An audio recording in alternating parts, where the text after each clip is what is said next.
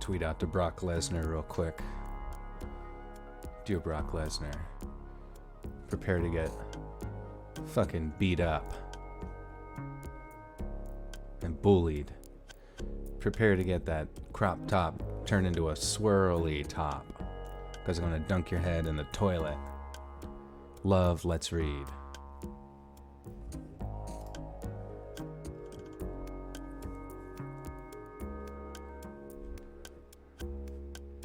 Alright, just kidding. Just kidding, I didn't tweet them that.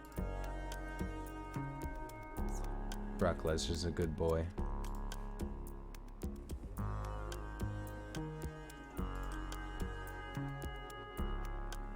Announcements, yes. I'm gonna announce out to Discord. Convenience store story is cool, it actually updated.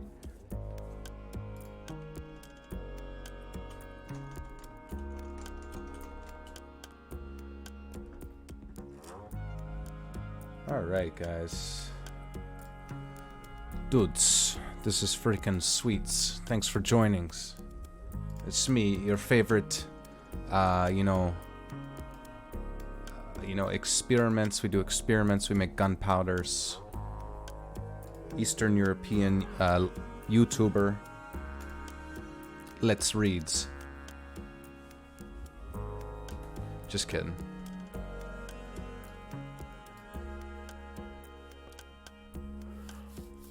Oh, McEnme says, literally dropped my whole college assignment due tomorrow for this. Good. Who needs grades when you can be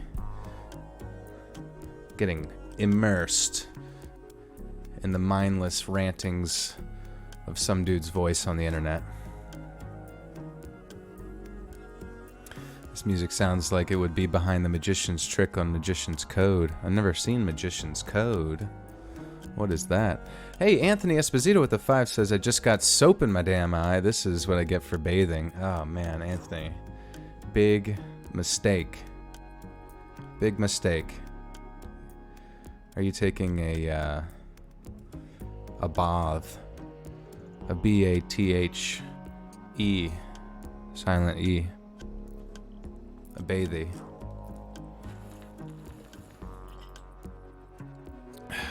We need more fish. Now you spelled that like the jam band. Are you talking about the jam band, bro? Are you trying to jam? Or is Let's Read's fans a bunch of fishites? Bunch of fishers, as they call them? You want some Pokemon music? You know, believe it or not, I was in my gym earlier, and when I came in, they were playing a bunch of remixes, and the one had used the I want to be the very best. I want to be the very best. No one ever was. But they did like some cool... they did some cool remixes to it. Lils, am I really drinking water? Who knows? Mr. Gooley says, what microphone do I use to record? I use an H4n handy recorder. Apparently there's much better than that, but I think it really encapsulates the ASMR,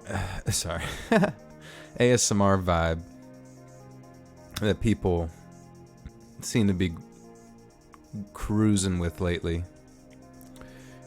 Danny, probably not the best idea to put your... Yeah, don't put that there. Sinu with the $1.50. Thank you, Sinu. This is a wine drinking stream? Heck yeah. Oh, shoot. I forgot to start my timer. Sorry, guys. Oh. Okay. Wait, crap. 8 minutes and 35 seconds. That doesn't sound right. Whatever. We'll let it roll, and then I'll just chill for a little bit. I usually like to get it to about 200 people. Ra Horakati. Are you feeling better? I am feeling better. What got me into water? Well, water's kind of just like, when I found out I was 75% water, I was like kind of addicted from that point on. But yeah, I've been feeling so much better because I've been using this thing called a Navage, which I wish I would. I've built some theories up for sicknesses, and I know that they're most likely, probably, maybe wrong, but I like to think that I'm a man of science. Also, if you can name this band, I'll give you a cookie. But basically, I initially started off with a sore throat, and I went from the sore throat. Usually the way it progresses, I'll wake up then with like some sniffles, and then the sniffles turn to post-nasal drip as you're sleeping that's kind of like leaking to the back of your throat and down into your lungs. And then your lungs, get bacteria in it and kind of infected. So my thought was, well, I developed this after the fact. I was like, if you can prevent the sort of post-nasal leakage that you normally get, maybe you could actually completely prevent certain progressions of a cold long before they even start. And the thought that I, derived from that was the fact that I've been using what's called a Navage. Now, a Navage is a thing I found at CVS. Probably paid way too much for it. It's on Amazon. This is not sponsored. I'm telling you about my life. And basically, if you've ever used a neti pot before, some of you might swear by them, and I think I do too now. But like before, when I used the neti pot, I kind of had to boil the water and add the saline solution and all this like stupid stuff. But now I've got a thing called a Navage where there's distilled water in the top canister. It's a battery operated little machine. Almost looks like a little ship. I don't even know why.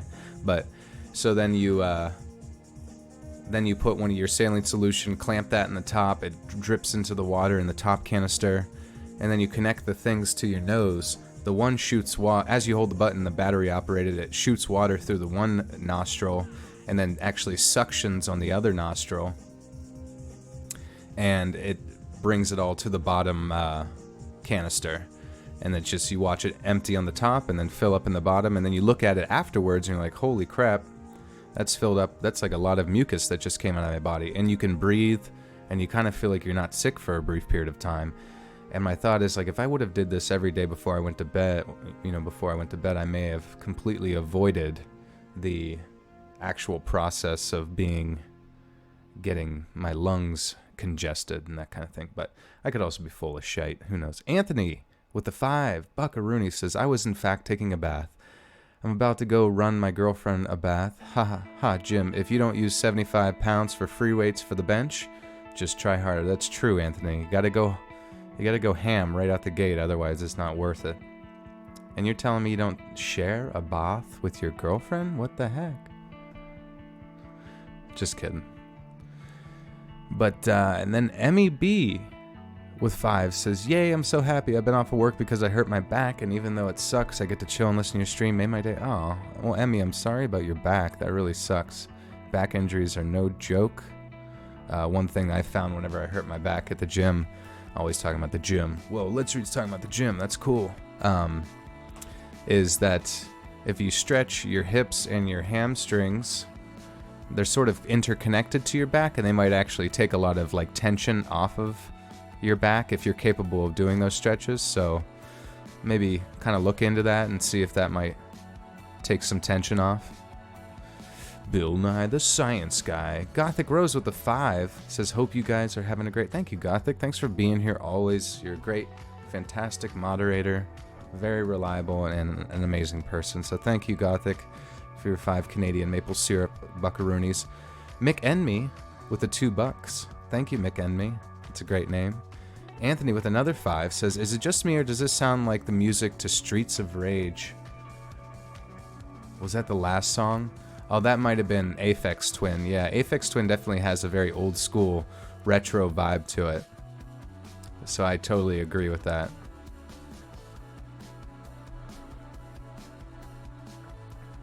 With thank you guys. That was a slew of donut. And another donut from Anthony. Thank you, buddy.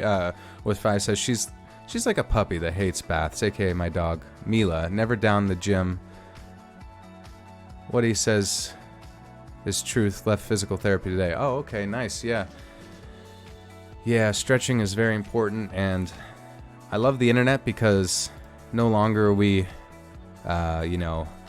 held down by a very limited range of information. You can find a lot of information out there about anything, and I think some of the best information you can find is stuff about your body that you had no idea, especially related to recovering from injuries. So always see what you can find before you go down the pharmaceutical route.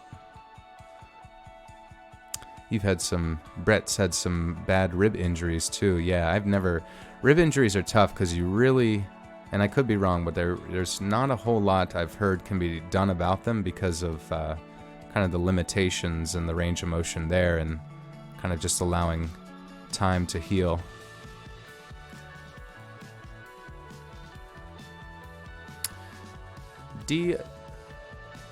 Dology 99 says, any song recommendations?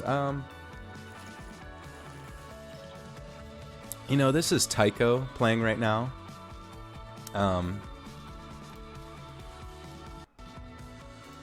I really like this radio station. It's called Boards of Canada. It's technically Boards of Canada is the actual artist, but the station is called Boards of Canada because when you create a station on Pandora, it's kind of frustrating at times because you'll create one with a specific artist, and then after maybe a week of listening to it or even a few days, you will start to recognize that the same songs are playing over and over again.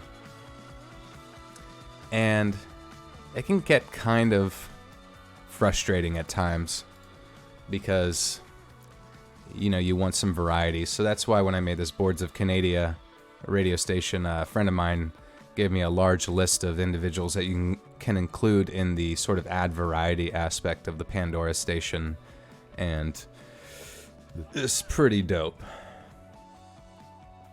I really like sort of that alternative electronic music, or IDM as they call it, intelligent dance music. It's, it sounds pretentious, but it definitely makes you think, and I like the chill hop stuff as you've heard before.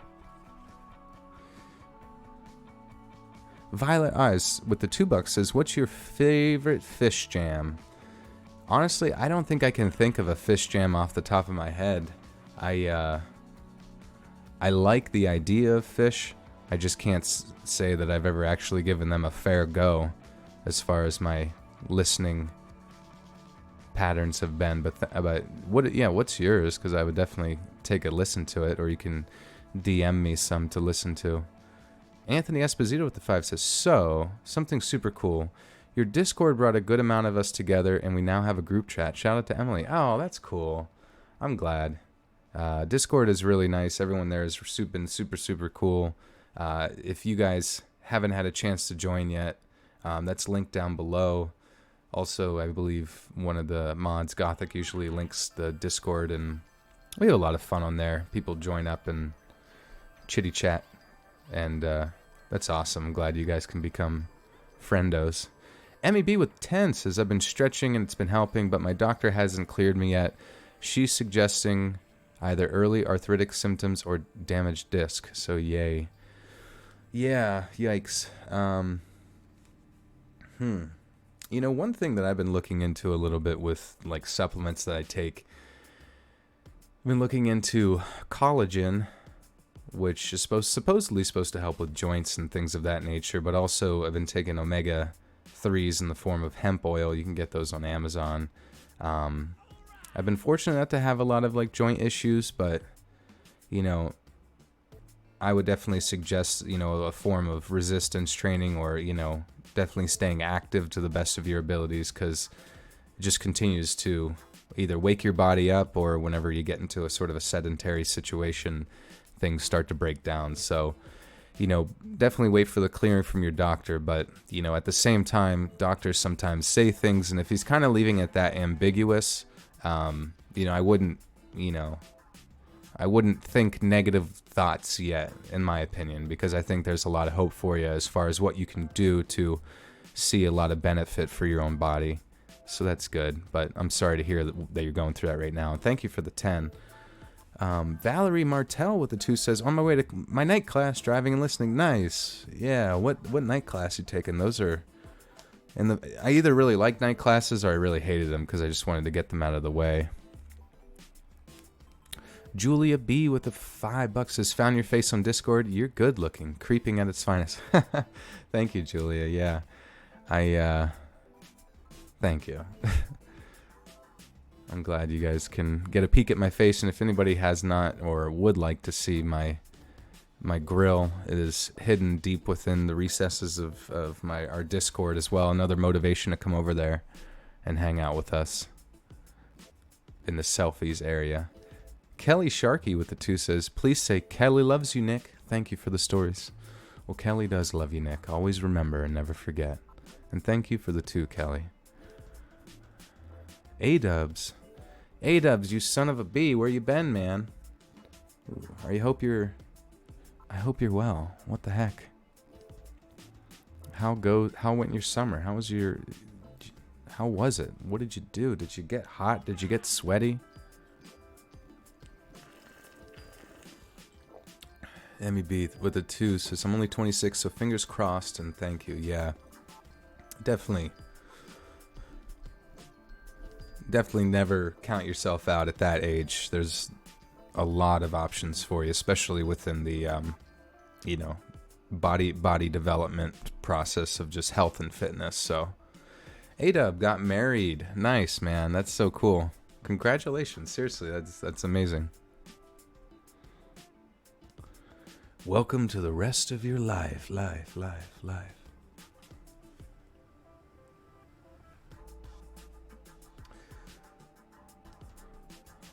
All right, so we got about 200 people here right now. Oh, I guess I can see how long the live stream's been up. It's been up about 18 minutes. Time sure does fly.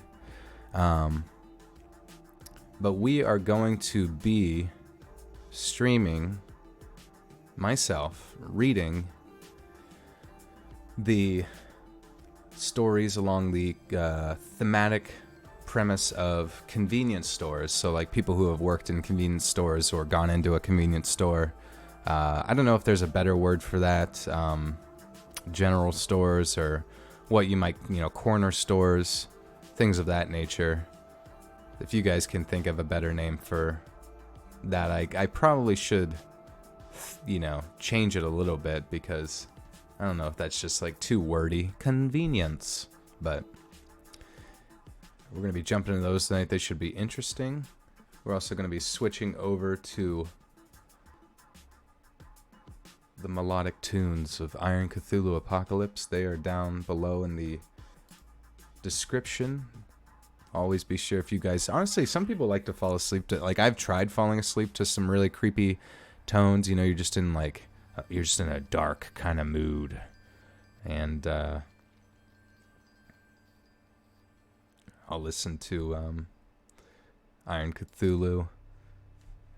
You can hear him slowly building up his presence in the background with us. And I'll transition over to our reading scene to set the scene, done in the amazing art of Robin Mikalsen from Norway. And he is a talented fella, that one, because we got a big video coming out tomorrow with these stories that you are about to hear. But Friday, you guys are in for a treat for Friday, because you were here. I think some of you were here in the stream when I first recorded the recording of the documentary that we're doing. Now, believe it or not, in that short period of time, working tirelessly around the clock, Robin has edited an amazing rendition of that documentary into its a complete form, its final form, with the Mary Celeste documentary. So I'm really, really excited to show you guys that, and then we're going to be releasing that on Friday. It'll actually probably come out a little bit earlier than normal, but just to kind of ensure that people, as soon as they get out of classes or their day of work, they're able to just jump right into this documentary, and everyone can appreciate the amazing visual effects and editing skill that have gone into what we've created. We're trying to think of a good title, though, because I want this video to do well, because I do think it's high quality. Definitely high quality for some of the stuff that does sort of end up on YouTube at times. But I wanted to reach people, so I kind of wanted to generate a sense of mystery. So it's about the Mary Celeste, which is like a haunted ship, or at least a cursed ship, throughout history. And I'm trying to think of what is like a good YouTube sort of title that people say, like, you know, is it going to be like a question, like the Mary Celeste haunted freaking ship, question mark, mini documentary, you know, or something of that nature, or like the haunted ship and all exclamation points, if you can do that with words. But Tyler Mesa with the $5 says, your friends from Spirit Halloween say stay spoopy. That's hilarious. Yeah, Spirit Halloween is buying up all the real estate and coming in for a brief stay. Immortal KG with the $2. Thank you, and thank you, Tyler, for that. Yeah, I always joke about Spirit Halloween.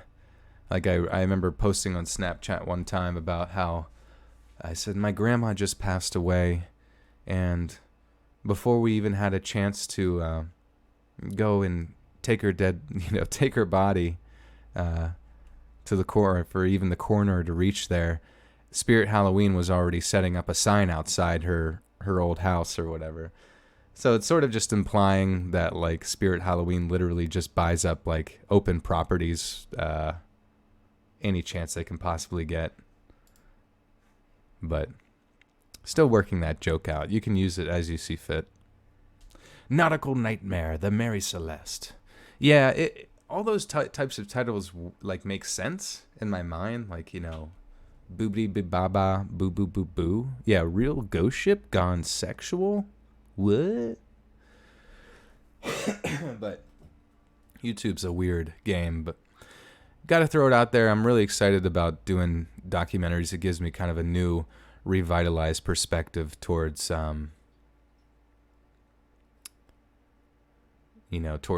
creating content, and I'm pretty proud of it, that it was kind of a collaborative team effort.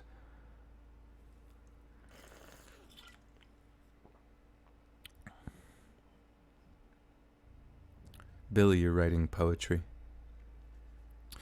Winter's ember. Winter's hair burning. Lawrence McCurdy, what's good? Welcome to the stream, guys. And since we're just getting started, be sure to like the stream. Click the like button if you haven't already. I think it helps a little bit. I have no idea. Chipotle. No, that's a good one. They should open up a Chipotle inside of the Mary Celeste. They probably are going to open up a Spirit Halloween in the Mary Celeste here as soon as it was decommissioned.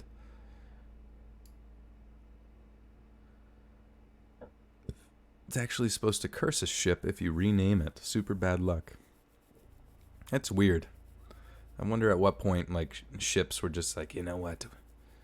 Here's the rules for us. You rename us, we're cursed, okay? Don't even think about changing our name, or you're cursed. Well, we're cursed. Or I curse myself. Who curses me? I don't know. Who's in charge of curses? The Haunting of My Ass. I mean Ship, a novel by Mary. Now that is probably what I'm going with. All right. So let me turn these hot jams up just a tad with Iron Cthulhu. Cthulhu. Also, you know what I find so interesting about the movie It? These aren't going to be spoilers, but these are just general things that I think people already know about the concept of it, based on the first one, but it, or whatever it is, seems to borrow heavily, in my opinion, from H.P. Lovecraft. Stephen King, that is, as the author. Which, granted, obviously, he's going to be influenced by him, and he's kind of bringing that sort of eldritch horror, that sort of celestial, interdimensional sense of horror to the modern day, which is great. But it's so sad to think that H.P. Lovecraft has shaped so much of modern horror as far as his, freaking general sensibilities and his, like, concepts and ideas and stuff. But no one seems to give him any credit. But here's to H.P. Lovecraft, and little success until your death. But Jonas326 with the 5 says, so my house is still haunted. Oh my god, I had no idea your house was haunted in the first place.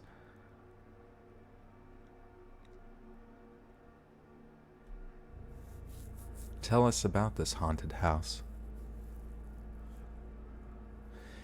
Asherelle, you love Lovecraft-inspired stuff. I mean, it's you almost can't avoid it. I mean, and to a certain degree, I mean, most of his ideas came from his dreams, you know what I mean? At least from what he said, and I guess his memoirs or something like that. But yeah, It Chapter 2, go see it. It was sweet. It was a lot of fun to watch. I would say it was definitely as good, if not better, than the first chapter, so it's pretty awesome. My name's Gerald, and I'm 22. For the past year, I've encountered a buttload of crazy people and have accumulated even more crazy stories. While most of them would make you laugh, the one I've chosen to share was terrifying while it was happening and still gives me shivers when I remember it. A little more than a year ago, I applied for and got a job at my favorite convenience store across the street from my house. I'd moved there my sophomore year in college and decided to stay after I left school. This little store has served as a savior to me. Living as young men often do, I had very little money, but I was always confident I could find something to fill my belly regardless of how much was in my pocket at the time. So, when the time came, I was no longer able to rely on my parents for money. The corner store was the first place I went for a job. I was in luck. Only the day before, one of the employees was fired for stealing from the register. I took his place, and I've been here ever since. Like any other corner store, we sell alcohol. Beer, wine, liquor, the whole boat. Naturally, this makes us a beacon for the local drunks. These folks have served as countless hours of entertainment. While most are harmless people, on one specific occasion, a horribly violent outburst occurred. It was... whoops, I see where he was going with that one. Brittany McCollin with the 5 says, could you tell Zion hi? Hello, Zion. Zion. Hello.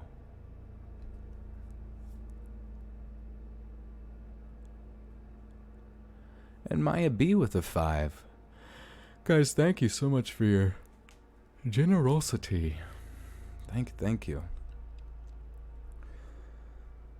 While most are harmless people, on one specific occasion, a horribly violent outburst occurred. It was a quiet Saturday night, about an hour before close. Most of the regulars had made their appearances, a few more than once. The two involved in this incident had been in around 7 p.m. and had just returned. They were,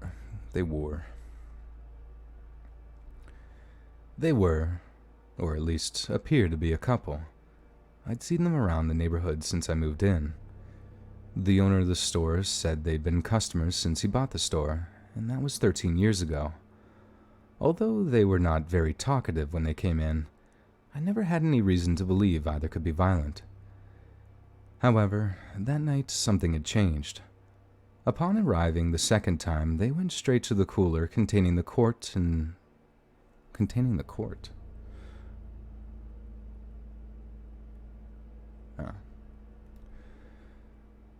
Upon arriving the second time, they went straight to the cooler containing the quart and 40-ounce size beers. Nothing out of the ordinary, as I said, but tonight an argument between the two started soon after their arrival. Initially, I couldn't hear what it was about, but soon I could hear everything they said across the store.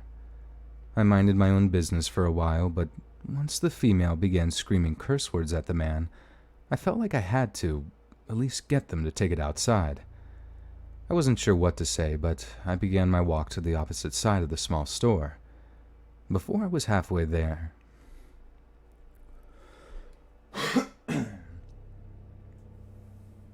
40 ounce. Edward 40 hands.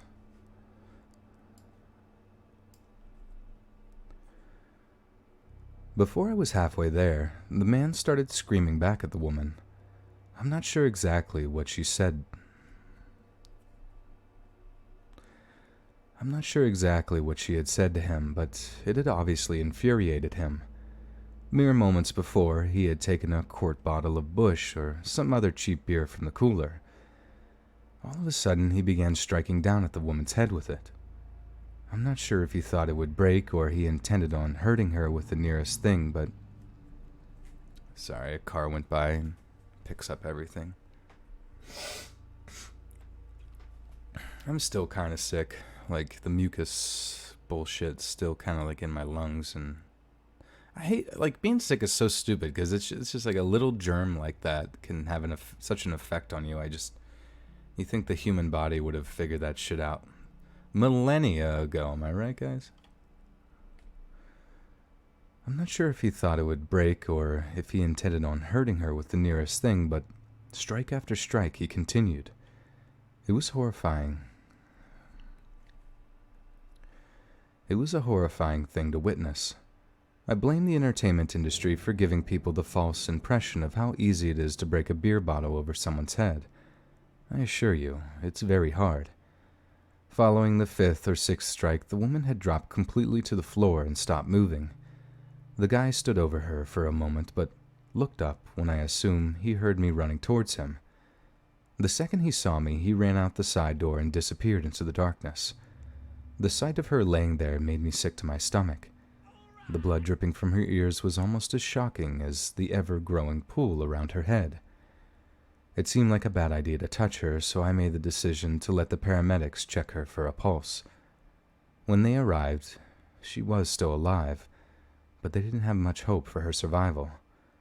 The cops certainly weren't in any hurry to get there, but when they did finally arrive, 45 minutes later, I filled them in on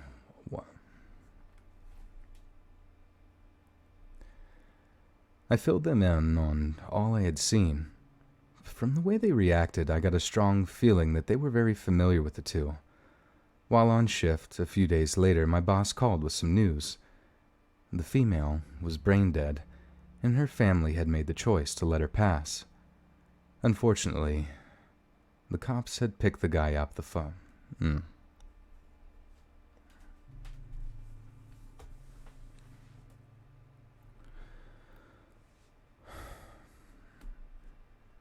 The female was brain dead, and her family had made the choice to let her pass.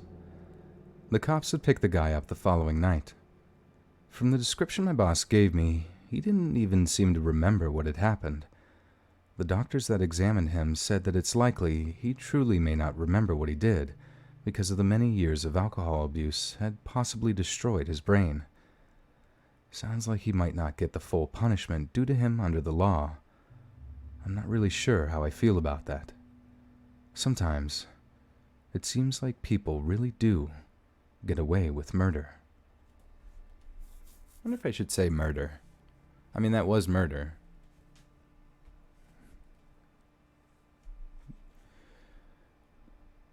Anthony with the 2 says, Ash is super amazing. Yeah, she is. Pink Bunny Girl. Hate being sick. I feel a tickle in my throat. Uh-oh. Well, maybe you can use, perhaps you could use my technique of using that navage, which is just like a, What's up, you guys? Oh. So, welcome. Pink Bunny Girl, I like accidentally clicked on, I went to your channel. That's funny. Well, this is cool. Is this, do you do animations here?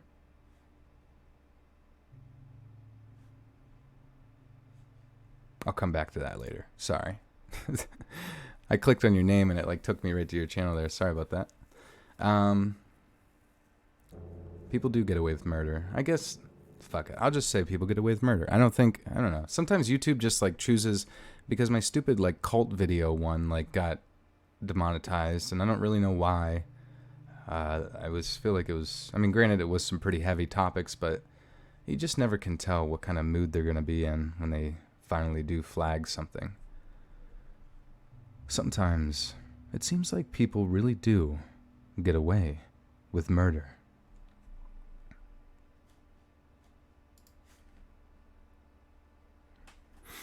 Hey, thank you, Pink. Yeah, thank you. It's good to have you. It's good to have other creators here. This makes me happy. Yeah, it's interesting. Like, once people get sick, I just feel like it spreads like the flu.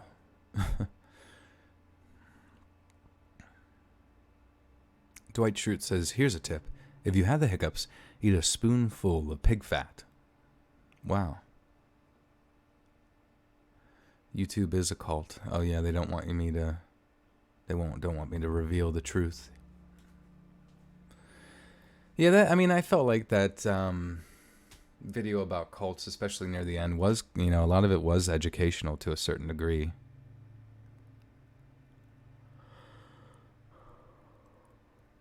Tiny One, welcome. Yeah, this is live, baby. Oh yeah. Will ever go back to doing gaming videos? I don't think so. Every time I did gaming, it seemed to kill everything, so it seemed to kind of like blow.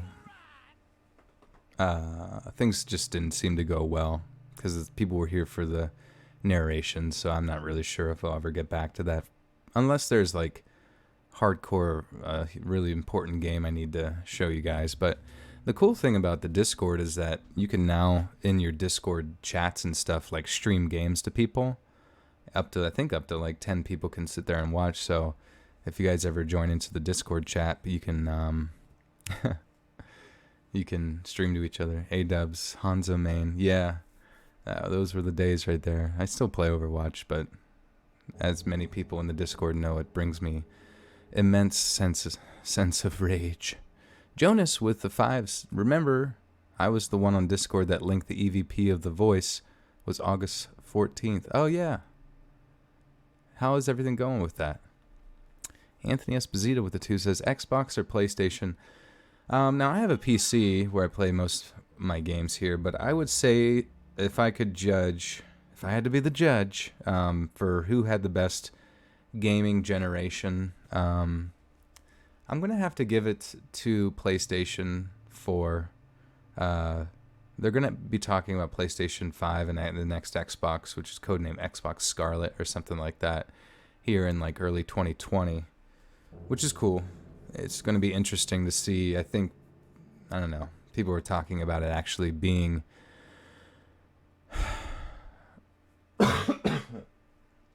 sorry. People were actually talking about being like a legitimate like leap forward as far as the generational gap between consoles go. So that would be dope. I know that things have kind of slowed down, but I remember the jump from like N64 to freaking PS2 was so cool. It was like a massive jump. But I think PS4 was definitely the winner in the console war, just because I felt like it had a lot more freedom to it, definitely, and there was a lot more independent titles.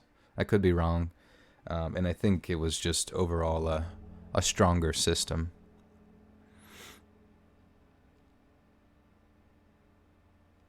Oh, Mornides, you finally got a subscribe button on the Twitch. Currently too sick to stream. Dang. Yeah, no, that's cool though. Congrats on the subscribe button. I hope streaming is going well for you. Do you say you stream Overwatch primarily, or do you do other stuff?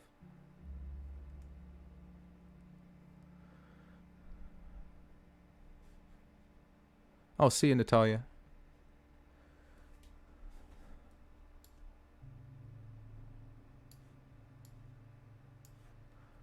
Alright, so we're going to jump into story 2.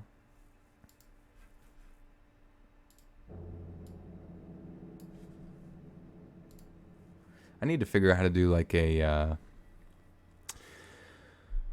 almost like a soundboard so I can do that like creepy noise that I have for whenever people, or whenever a new story starts in the videos. I think that would be kind of sweet.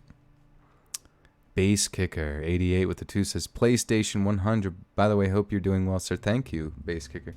Yeah, I mean, once you make the transition to PC, it's hard to ever go back.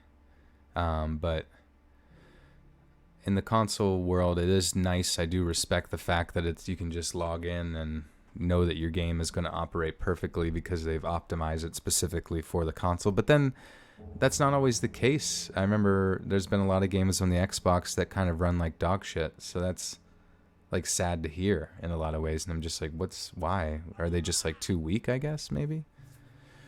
Rook X with the 5 says, gotta catch a plane. Thanks for going live and watch out for the boosh, the mighty boosh. Well, good luck on the plane. I hope there's no snakes on it. Excuse me, pilot, are there any snakes on this plane? And the pilot looks back. No, sir, there's no snakes. I serve as one of 2 managers for our local branch of a national convenience store chain. Starting as a wide-eyed 23-year-old girl, I worked my way up to night manager within 5 years. Not a groundbreaking achievement, I admit, but an achievement nonetheless. My job includes staying late after closing to count the night's drawers and drop the deposits for the day manager to put in the bank. I've never minded much having to do this job. The past 5 years working here has been on the night shift, and nothing really scary has ever happened while I was on the clock. The only holdup in the history of this store occurred during the day. Billy Amber with the 2 says, dedicate song to you, careless whisper, George Michael. Thank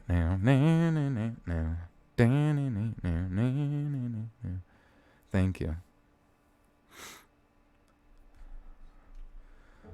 The only holdup in the history of the store occurred during the day. That sounded weird.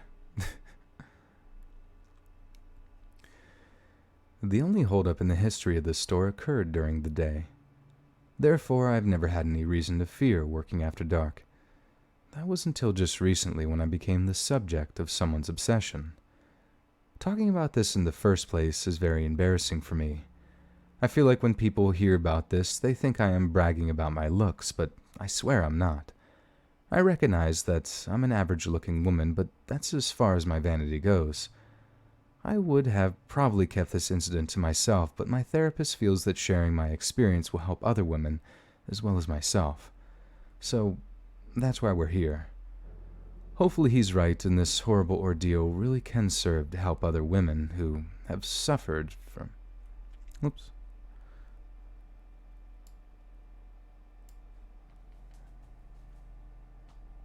Full-grown pizza. Hey, Ash Ham. What up? Became a full-grown pizza. Thank you, Ash. And welcome to the Buttersock cult.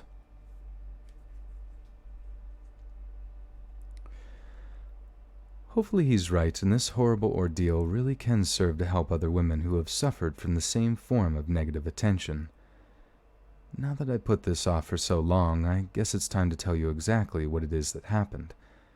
As I said, I work the night shifts 6 days a week. The number of weirdos I encounter is somewhat high. A fight once or twice a year, homeless drunks, the usual lot for a clerk in a convenience store in America. In spite of the craziness going on around me, day to day, I had managed to go unnoticed by any of those weirdos until around 6 months ago. About that time, this particular man began coming to the store. Initially, it was only once or twice a week, and when he did, nothing was said to me. However, as time passed, his visits.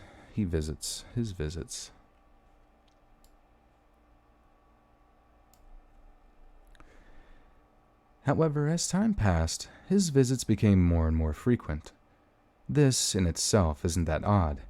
Anybody who's worked in a convenience store for a length of time can tell you regulars go with the territory. Some you will see every day at the same time, some more than once. So at the time I had no need to be concerned. A month into this routine, I noticed that he would wait until I had no customers so I could ring him up. What made it so obvious was his concerted effort to start a discussion with me. How about that weather?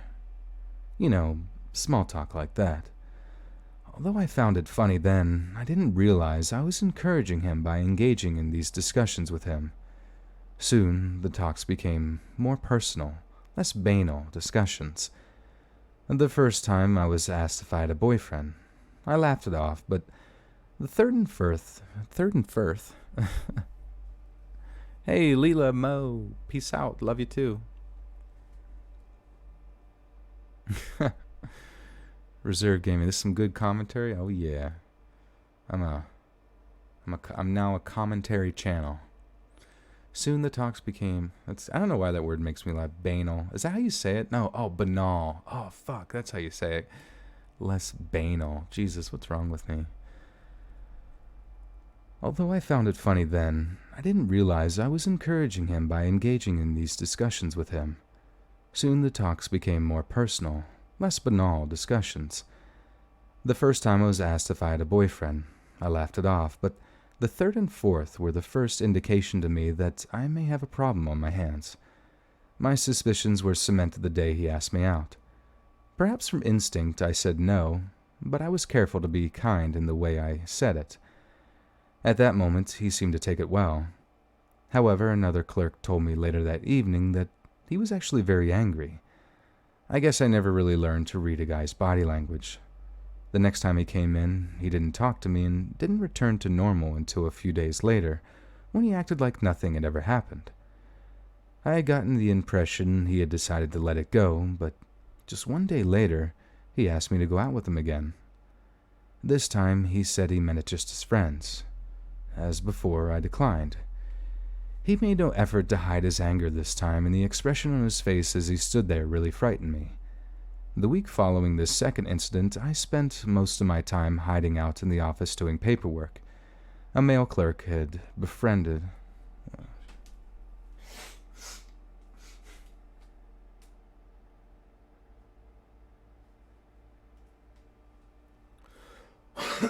Okay. A male friend he had befriended. He had buffooned. Taco Tuesday. Oh yeah, baby. A male clerk he had befriended told me he had asked about me, but the clerk only told him I was out. I took advantage of this friendship to ask the clerk to talk to the man. I wanted him to ask the guy to not come into the store when I was working anymore. His most recent behavior had scared me. The discussion must have happened because I didn't see him for several days. Curious as to what was said, I asked the clerk what reaction the man had. He only answered by saying that the guy had severe anger problems and I should probably watch my back. I'm not sure if the clerk thought that would make me feel better, but obviously it made me far more scared. He stayed away from the store during my shifts and I didn't see him for a few weeks. One day during shift change, I was talking to the day manager and he mentioned a discussion he had with my so-called not so-called, that's an actual stalker. One day during shift change, I was talking to the day manager and he mentioned a discussion that he had had with my stalker, as he called him. The manager had made the remark in passing that he didn't normally see him that time of the day. The guy told him he had stopped coming in on my shift because I thought I was too good for him. The manager said as he spoke, his eyes blazed with anger. I'd certainly dodged a bullet. At least that's what I thought then. In the coming weeks, I would catch glimpses of him walking through the parking lot. Sometimes he would stand at the edge of the lot just outside the glare of the lamp and watch me. The last time I caught him doing this, I called the cops. When they arrived, I explained the situation to them, but as you can imagine, they told me they couldn't do anything unless he blatantly threatened me. Of course, by the time they arrived, he was gone. I'm not sure if me calling the cops scared him or not, but I didn't see him for a while. Our last meeting was less than an hour after close, about a month ago. I had just finished the deposits and was preparing to leave the store. As I walked out of the office, heading to the door, I noticed the shadow of a man standing out of the glare of the lamp.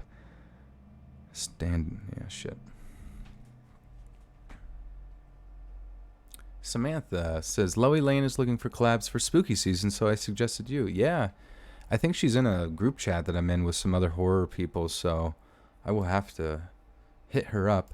I'm going to be in a collab with Graveyard Girl here soon, so that'll be sweet. She's a very nice person, and apparently watches the channel pretty frequently, which is pretty cool.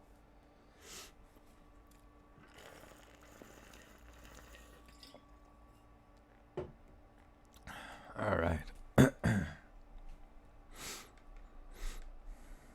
Terrified, I called the cops right away. There was no way I was going to leave this. Oh. As I walked out of the office, heading to the door, I noticed the shadow of a man standing out of the glare of the lamp, just as my stalker had done. Terrified, I called the cops right away. There was no way I was going to leave the store alone at 12:50 a.m. with him standing outside. They showed up in less than 5 minutes, but naturally he had already left. I got the usual speech, but they were at least kind enough to volunteer to come around for the next week or two at closing and hang around until I could lock up and drive away. It wasn't until 2 weeks later that I heard the news. While I was engaging in work talk with the male clerk, he mentioned that my stalker had ended his own life the week before. I didn't believe him, so we went into the office and he brought the man's obituary up on the computer. Shocked would be an understatement. I knew I hadn't seen him, but I assumed the police presence at close had scared him off. It took me a few minutes to gather myself. I wasn't sure how to feel about this. While he had clearly become a danger to me, I couldn't help but feel bad for him. He obviously had a major anger issue, but I had no idea how bad his life had been outside the store. I've always thought it was important to try and be empathetic towards others. On the other hand, the relief I felt and still feel often overrides any feelings of sadness or guilt I may have. I can only hope that he has found as much peace in talking. Man. Not that I'm not crying about this homeless guy or whatever. I just got freaking snot all on my nose. I can't wait. I hate being sick, man. Even at the end of it, it still sucks ass. How do you just not be sick? Is there just like something you can take to just not be sick? Because even when I'm taking like multivitamins, it's just like your body like still can't help but just get shit on by a virus. I can only hope that he has found as much peace in taking his life as I have. God, I know that sounds terrible, but honestly, can you blame me? Rest in peace, Robert. I do truly hope you have found the peace you so sorely needed. Marissa Gonzalez with the 5 says, I'm new. Are you in college or only work on YouTube? Also, where does the name Buttersock called from? Much love. Thank you, Marissa. Yeah, so I'm no longer in college. I am 29 years old, and I went to college for nursing, worked as a nurse from the age of 22, or maybe 23. And whenever I was 24, in 2014, August, I started a YouTube channel, this one, and it started to take off. And around last year, as I was doing the channel, it had a lot of success, but I started cutting my hours back at work because, whatever. I guess I was like, YouTube has become my job pretty much. And then I was able to, through the normal process that people go through, I was able to pay off my student loans, even though that's becoming a more and more difficult process for everybody. Even though nursing was a great job and financially stable and all this stuff, and I do highly suggest it for those who are looking for a pretty direct kind of degree that's going to get you a job anywhere in the United States, and has a lot of career opportunities. I highly suggest it, but doing YouTube made me happier, and I didn't have any loans anymore, so I just kind of thought, if I cut ties with this now, it's not really going to be that big of a deal. So, yeah. And the Buttersock cult, well, apparently it started with like some sort of meme related to Drake and Josh or something like that. And then eventually it became the name for, uh, for here. I don't know, for this stream. If you are with us right now, you are one of the cult of putting butter in your sock prior to every stream. That is kind of like part of it. But thank you for your question. Venikins with the 2 says, tacos for you and Pradip, how's use in the kite? He's good. He was sleeping in my bed for a long time, but then whenever I went up to get water before the stream, he came out to have a gander and never came back in. So I hope he's okay out in the living room doing whatever it is he does. Samantha, become a shroot, superior genes, never get sick. This is true. He's never ever been sick. For the cult. For the cult. You're putting butter in the hair? That's good. That's a unknown technique for moisturization. Buttersock cult forever.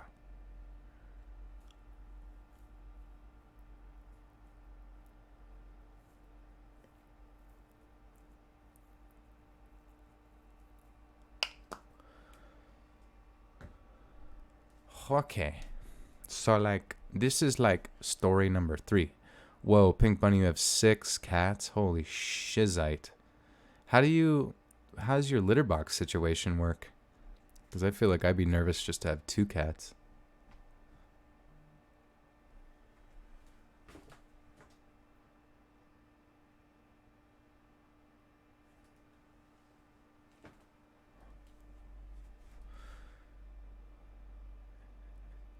Alright, so story number 3.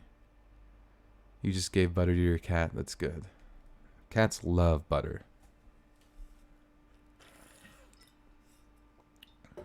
Oh, crap. I'm a little low on water, but I'll probably get water after this story. You stack them. People stack litter boxes like in Japan. Pink says, we have 2 mechanical litter boxes running 24/7. Nice, yeah. Oh, okay. So the 6 cats feel comfortable with just the 2 mechanical ones? Because I have I remember getting an automatic one. It's been a dream. It's like a great investment because changing litter boxes is gross. I know people do it, and I've done it forever, but, you know, if you get lazy with it, it's not good for the cat, you know, or whatever. Not good for really anybody. So those automatic ones are pretty dope. But that's interesting to know that there's an automatic, or just 2 of them would be good for 6 cats. But hey, if it works, that's sick. 6 cats would be kind of cool. I wonder what 6 dogs would be like. I'd like to have 6 dogs. That'd be sweet. Marissa Gonzalez with the 2 says, enjoying the butter socks. Thanks for the warm welcome. Thank you, Marissa. Welcome, welcome. Okay.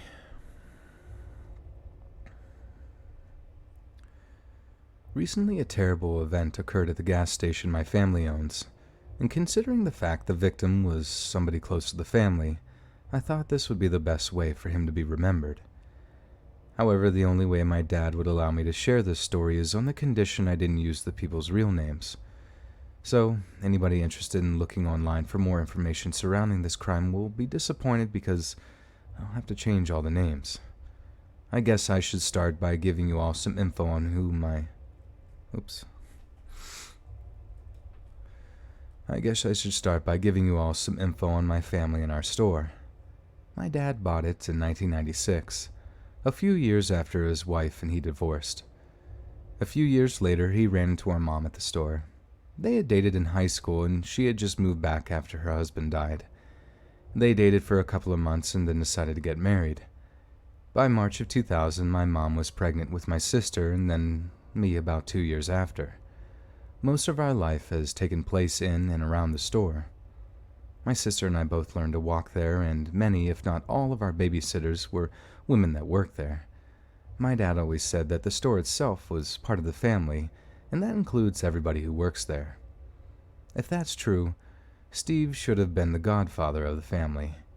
He'd already been working at the store 10 years before Dad bought it, and he was the one that taught him how the place ran best. They became fast friends, and since he had no living family, he spent every day... Shit, sorry.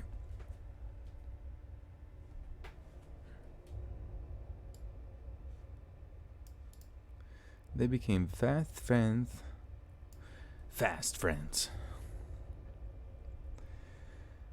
They became fast friends, and since he had no living family, he spent every holiday with us. Heck, they even hunted together. That's the reason his death in a hold-up hit... In a hold-up? Oh, okay. That's the reason his death in a hold-up hit us so hard. The day after it happened, a call from the cops came into the store asking for the surveillance footage of the robbery. It didn't seem right for Dad or Amy, my sister, to compile it, so I volunteered. I'll surely never volunteer for anything ever again. Going into this knowing what would happen made it harder, but I knew the other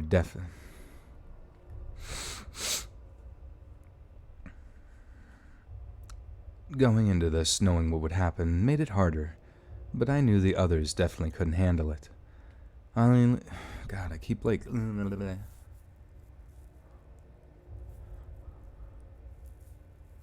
How much money do I have in the swear jar? Dude, it's like thousands by this point. I'm just gonna go dump it on a homeless guy. You're like, oh, thank you, Lord, for the word fuck.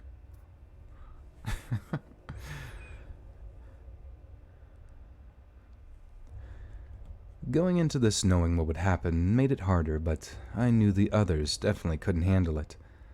I only knew the basics of the shooting, so as I watched the guy enter and approach the counter, a sick feeling rose in my gut. My instinct was to yell at the screen in a vain effort to warn Steve, but the stupidity of doing that stopped me. For the first minute, they stood and talked. I couldn't hear about what because the camera had no audio. I was caught off guard when he pulled out the gun. It was so fast. Even without the sound, Steve's fear was plain. He did his best to keep the robber calm, and he was until Steve handed him the money from the register. The robber had chosen the time right before closing to come in. Unfortunately for him, Steve had just dropped most of the cash in a few minutes before, and what he was handed was no more than a $20 bill, a 5 and 5 ones. He must have expected more. He began screaming, and Steve tried to calm him down. He must have known somehow what was about to happen. His expression was of downright horror. Right before the shot came, he said something to the robber. At first, I couldn't tell what it was, but after rewinding the video a few times, I could kind of read his lips say, "Oh God, please don't do it. You don't have to." Those were his last words. 5 gunshots later, his life was over. The video ended with the shooter running out of the store. No one shows up on the screen again until about 1:17 a.m. when the officer stopped to see why the store was still open. He was the one who found Steve's body. When I was positive I had what they needed, I checked to make sure the clip had recorded to the thumb drive. Confident it had, I removed it and dropped it into a manila envelope and sealed it up. The teardrop hitting the envelope was the first hint to me that I'd been crying. I hadn't realized how important a part Steve played in my life. Just to make sure no one would bumble onto it, I locked the envelope in my desk drawer and called them to pick it up. I thought it may comfort you to know that the police know who the shooter is. It sounds like the guy couldn't stop complaining about how little he got, and somebody snitched him out. They haven't arrested him yet, but it's only a matter of time. The video shows his face clearly. I'm sure that will be enough to hang him, and that's exactly what I hope they do to him. I know his execution won't bring Steve back, but the thought of that SOB dying, sure, feels good.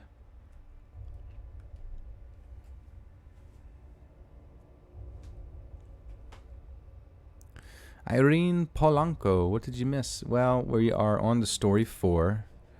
You missed some bangers, that's for sure. But don't worry, this will come out tomorrow at 7 p.m. 7 p.m. Dr. Pepper and Kit Kats. Damn, now that's a combo. Sweet, sweet combo. Guys, I'm going to go grab some water right quick, as they say, the old adage, and I'll be right back.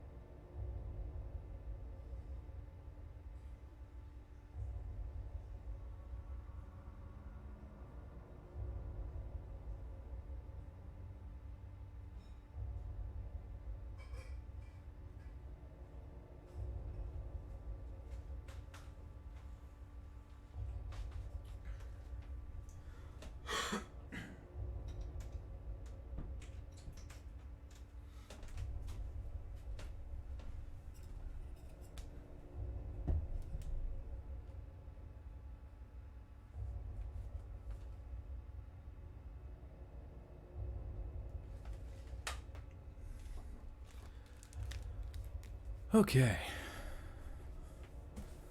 I am back. Like I said, that was the scientific definition of right quick.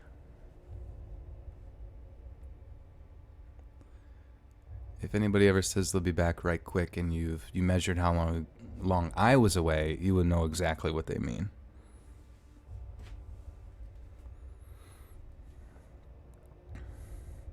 Will I be your pup's grandfather? Godfather? Yeah, that'd be sweet. I'm like every dog's godfather. If anybody ever needed, like, I feel like I'm every friend's, like, dog sitter, dog letter outer. I got my liquor. I'm not much of a liquor guy. Liquor, I barely know her. But I did say at some point maybe a drunk stream, but I also feel like I would have to, I don't know, I would have to create some sort of incentive for me to want to drink, because I don't really drink much. And to do a drunk stream, I know people said, like, take a shot every time a certain amount of money is donated or something like that, which might motivate me to come on. Obviously, that's an incentive. But also, I feel like I'm kind of a sloppy boy when it comes to drinking, and I don't do it very often. Would hate to embarrass myself. What's my cat look like? My cat is a black kitty cat, and he has 7 white hairs on his chest, so he's not a bad luck cat for sure. He's really sweet though. He's very, very nice and lets you do whatever. Lets you do anything, man. Anything. He'll even let you pet his belly.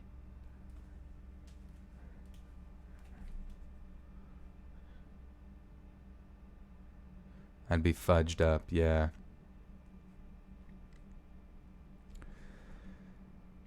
Just the other night, my aunt and I were drinking some beers around the fire pit in my backyard when she told me a story I'd never heard her mention before.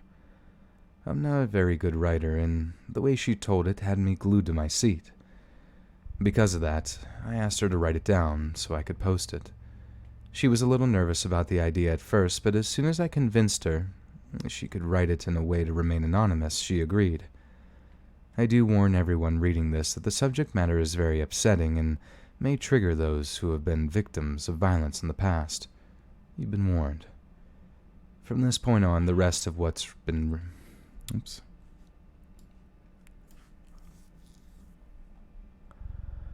Anthony's 5 says, do not do the money shot things. It'll be the death of you. Oh, yeah, that's true. We got Anthony in the house, and he'll put me literally in the ground. And then who are you guys going to listen to if you kill me? Like, if I... I'm not even going to create hypotheticals, because... Oh, man, because if there was... I might have to set it to a really high number or something, and then have some stipulations. You guys are going to have to come up with some rules that would keep me from getting killed. And then I'll have to see if I can make my way through a creepypasta or some long pasta or something like that. But good idea, Anthony. I don't want to die. John Lambert with a 5 says, my girlfriend and I used to listen to you together. After we broke up, I stopped listening. Now every day I'm doing better, and it feels great to be back. Thanks, man. Oh, yeah, John, thank you for being here. I'm glad you can, you know what? I'm glad that you had a good time while listening in the past, but I'm glad that you can enjoy it individually as well, because we can be your family. We're here for you. Join the Discord. Honestly, guys, join the Discord. There are good people there who all want to chat and make friends. And what better to do than make some more internet friends? I need to have someone there with me. Yeah, I would need a babysitter. See people donating $200 on the stream. Is that to get people to drink? Is that like... Because that would be scary. Hey, Crystal Valadier with the 20 buckarones says, I have the worst toothache ever. Had to sleep at night. I'm sorry you're not feeling well. Hope you get well. I'm so excited. I got a Buttersock shirt that should be... Oh, nice. You should totally send a picture of yourself wearing that on Instagram over DM or however you want to send it. And I would love to, post that with tagging you and stuff to promote because the Buttersock shirts are really cool. I like those a lot. So thank you, Crystal. And I'm so sorry about your tooth. I've read online that tooth pain and jaw pain and things of that nature is probably some of the most painful pain you can feel. I don't know exactly how the... oh my God, Anthony, you've donated like 1,000 plus. Yeah, that's why you would be the end of me.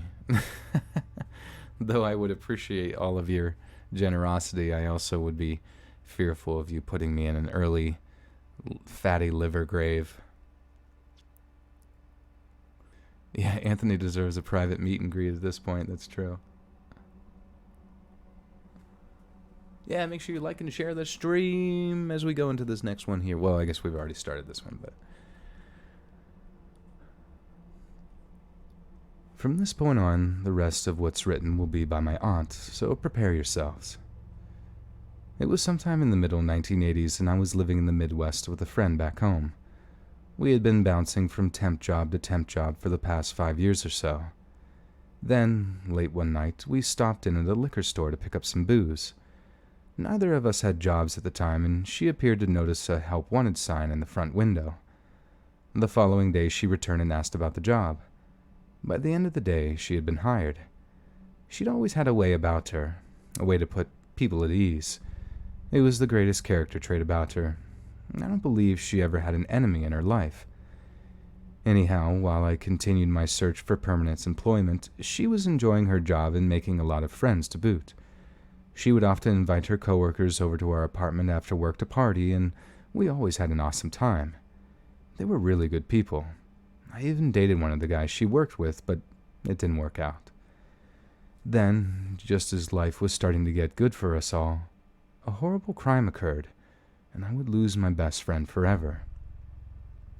The night of, my roommate was doing her closing duties, and most of the staff had met up at the store to head over to our place together. Sometime just before she locked the doors, 2 guys came in and walked around the store. She waited for several minutes at the register before she remained. Dude, working in a convenience store seems freaking scary. Like, it's so weird that people always want to rob convenience stores. Like, obviously, I guess they're the easiest targets, but, like, you're not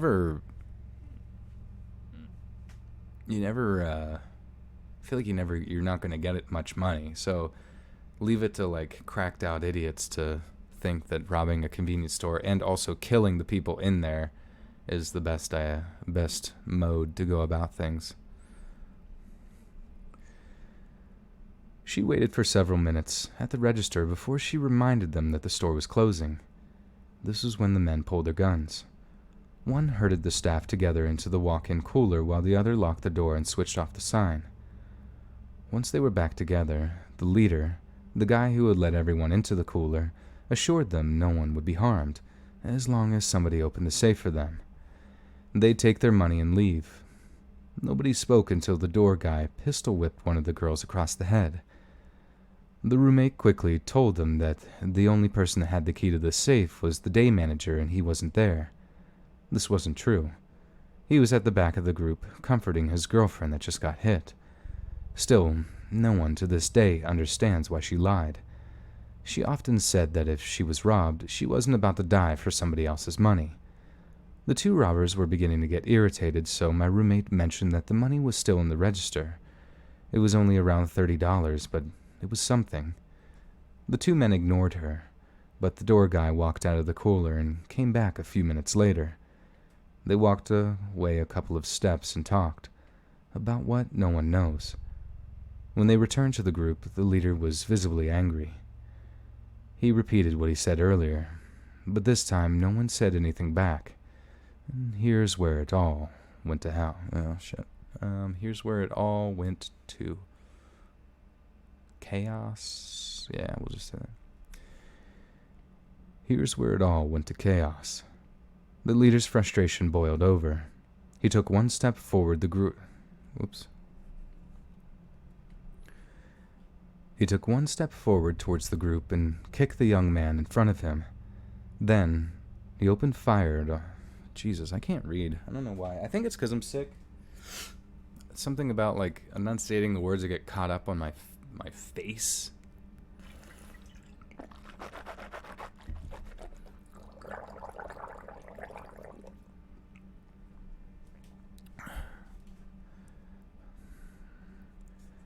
Then, he opened fire on the whole group.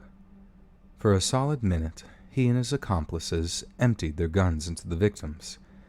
The only survivor, who just happened to be the day manager, said he was hit at least 4 times before they moved on to the next person.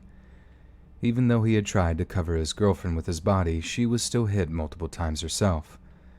He lost consciousness soon after the shot stopped, so no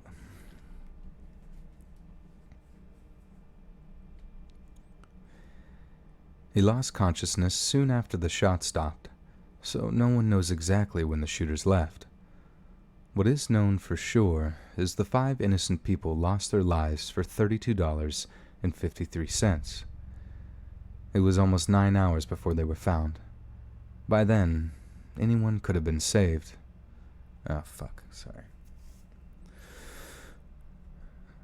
By then, anyone who could have been saved, except one, had died. His stay in the hospital lasted 2 weeks, and the month after that was spent in physical therapy learning how to use his right arm again. The last time I spoke to him, which was sometime in 1997, he was still seeing a psychologist twice a month. As far as I know, only one of the shooters was ever arrested, the door guy, and that was for another crime. He was connected while serving time in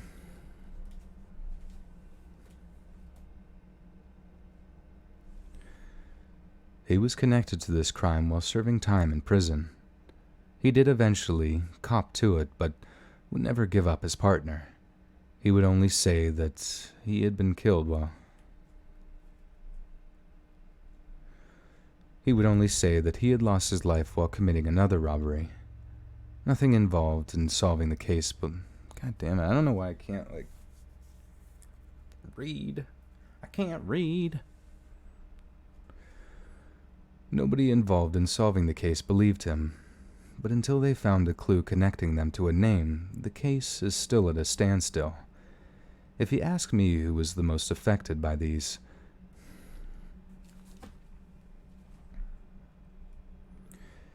If you ask me who was the most affected, I would probably say it was the day manager, Ben. Not only had my roommate lied to protect him, we assume, his attempt to save the girl he loved failed, and he spent all night laying next to her while she and 4 other of his friends slowly bled to death. I'd say in comparison, I've gotten off easy. Don't get me wrong, many of those people were my friends too. One of them, the best friend I'd ever had, and a week doesn't go by that I don't think about all of them. However, when it comes to Ben, I don't think life will ever be the same again.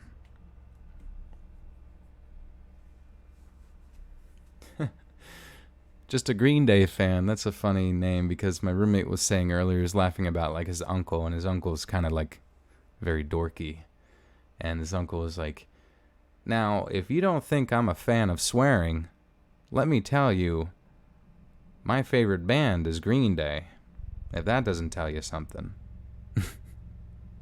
I don't know why that's just so funny to hear. It just sounds like the dorkiest thing you could ever imagine hearing.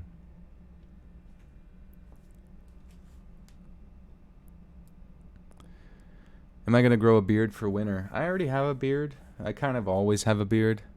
And Billy, I have a roommate. Yeah, I have a roommate. I have a couple of roommates. Housemates. Friends. Yeah, I had a beard for quite a while now. Now it's just kind of my look. And if I cut it off, people kind of get upset. They're like, what the hell? Why would you cut your beard off? So... now I'm a bearded man. Julia, you want to see my butt? It's a serious demand there. You're gonna have to come grab it. Maya B with a 3 says, "Gotta get going. Hope you feel better soon." Thank you, Maya. Yeah, I'll be better. Every day. I think honestly the best thing for being sick is just sleep. If you can get sleep, that's a game changer for show. For show.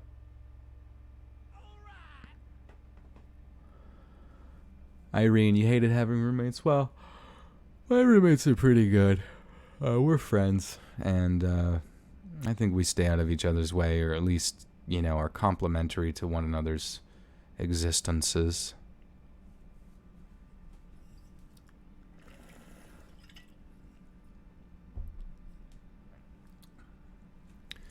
All right, so this will be story numero uno, dos, tres, cuatro, cinco. Cinco toys. This stream is sponsored by Cinco Toys.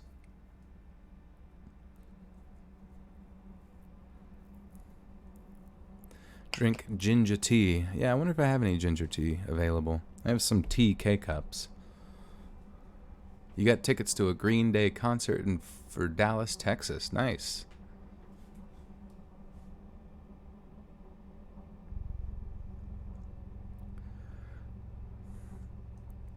All right.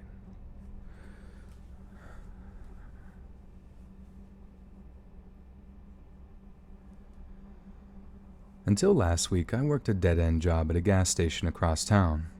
This is why I quit and the crazy week that led up to it. About 2 weeks ago, my old man came into my room, woke me up, and started complaining about how I was lazy and needed to get a job. Typical. I didn't really have anything to say. Of course, he got even more angry. Of course, he got even madder because of this. He then informed me that he had asked his friend to give me a job at his gas station. I would have appreciated if he would have asked me first, but he didn't. My first shift started in a few hours. What an a-hole. So after a super quick shower, I began my first day of work. I could tell the job was going to suck from the start.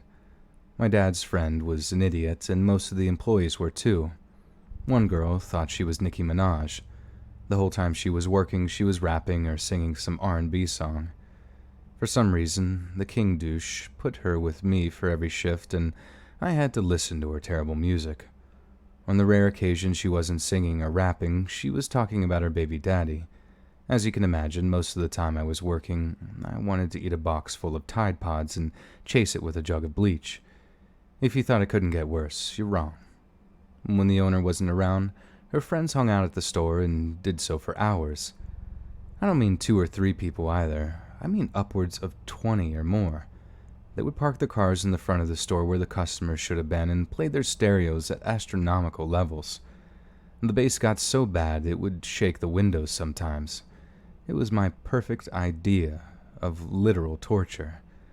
I got to the point I was having nightmares I was trapped inside a gangster rap video just like a gangster rap... Oh, what the fuck? I got to the point I was having nightmares. I was trapped inside a rap video, and just like a gangster rap video, a gunfight broke out at the store while we were working 2 nights ago. The story as it was told... Wait, that was weird. That kind of came out of nowhere. I got to the point I was having nightmares. I was trapped inside a rap video, and just like a gangster rap video, a gunfight broke out at the store while we were working 2 nights ago. So I can't tell if that's still a dream. Is that still a dream?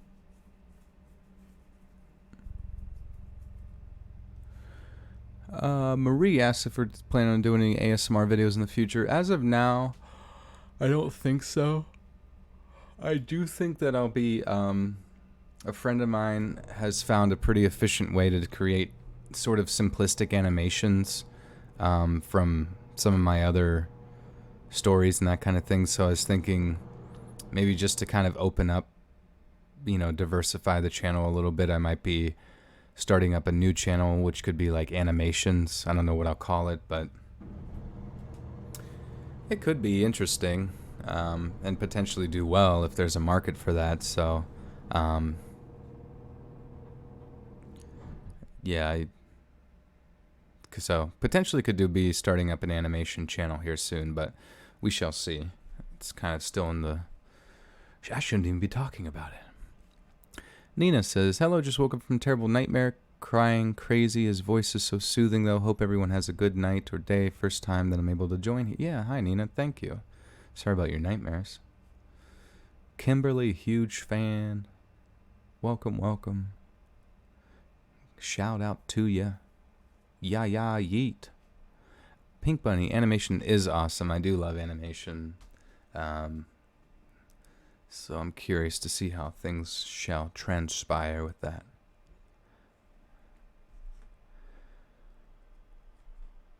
I got to the point that I was having nightmares that I was trapped inside a rap video.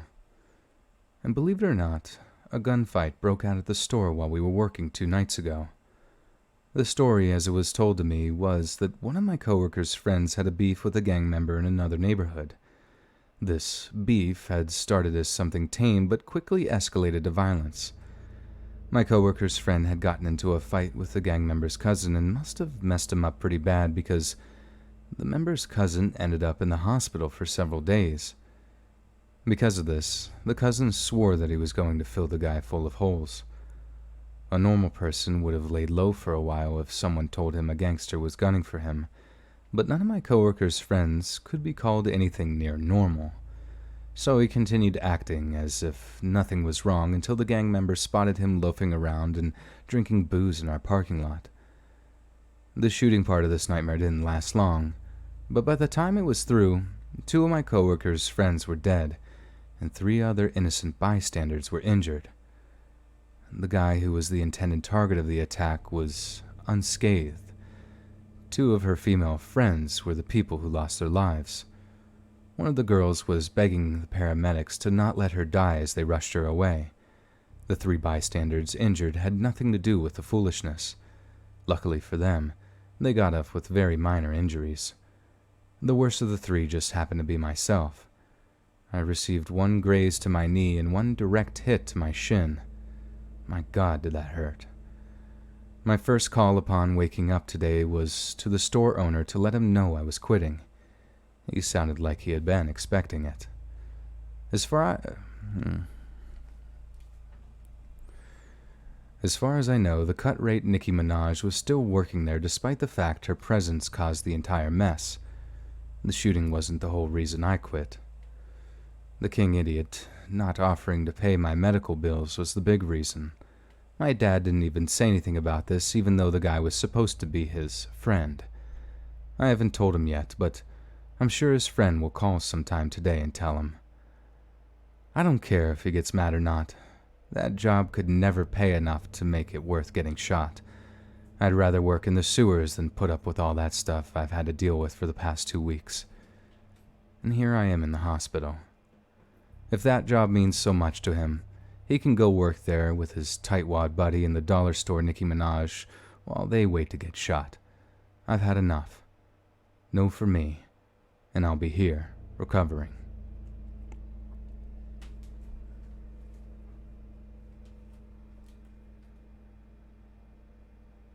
Wait, what the fuck? That doesn't make any sense. I don't give a flip if he gets mad at her.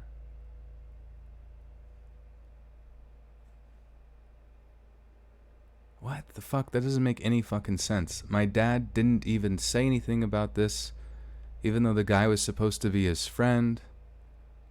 I haven't told him yet, but I'm sure his friend will call sometime today and tell him. I don't give a flip. What?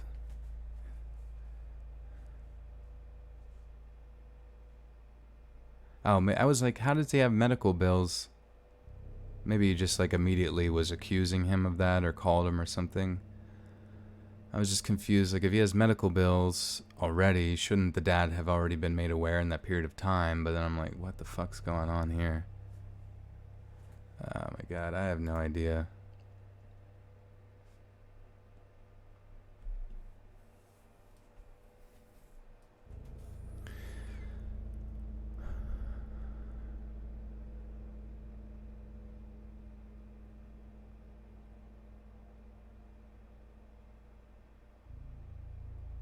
Yeah, what if he gets shot in the sewer? That would suck.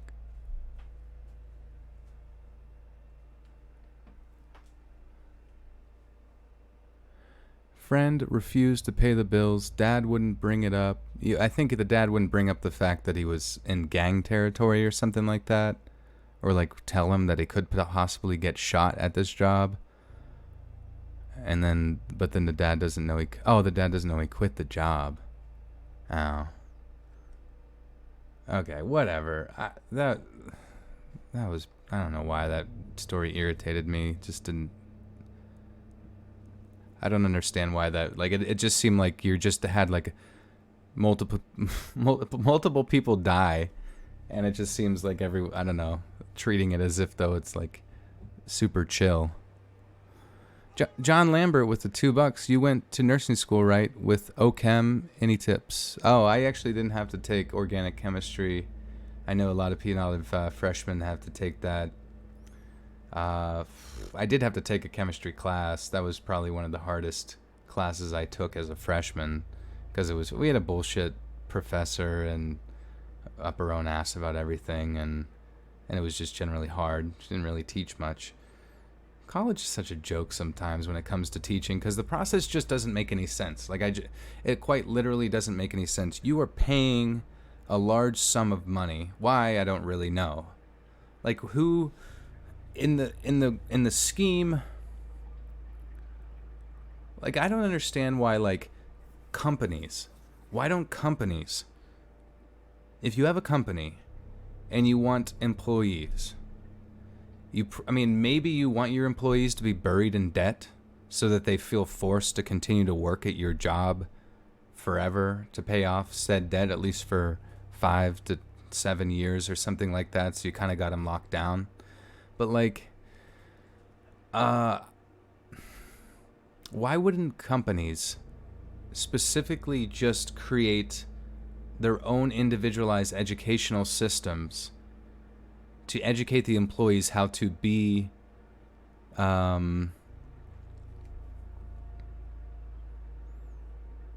to operate within the company's, expectations, or how to do. Why can't you just like go to apply to a job and then like shadow with someone at that job for like 2 years, and then they hire you on to be part of that job?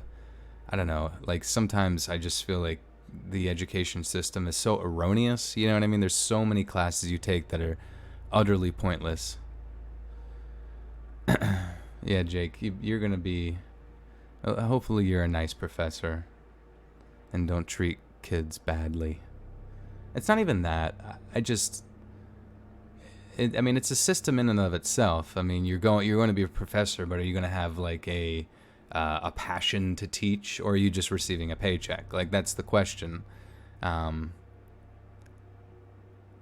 then you have to ask yourself, like, is the thing that I'm teaching, is it really legitimately going to any use for these students in their career fields? Half the time I'm just like, everyone just learns most of their stuff on their own anyways, like how to pay your taxes, how to make money, how to, like everything that really benefits you learned in like elementary school for the most part.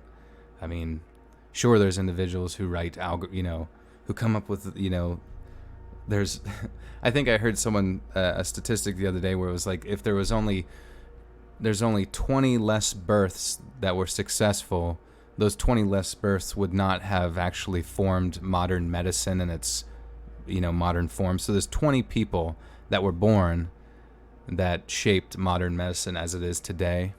So that is interesting. I mean, obviously, who knows if those individuals went through the schooling system. Apprenticing. I respect apprenticing, but for me to sit here and say that I respect the school system, I know that's not what you asked, and it just put me on a rant, to be honest. But I mean, looking back at my chemistry, was it necessary for nursing? Not really. I mean, you come to a certain familiarity of it, but do I need to know anything about the periodic table of elements?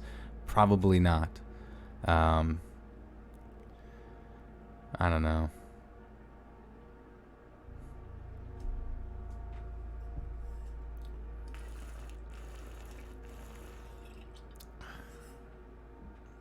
Sometimes I feel like academia is just a big circle jerk anyways.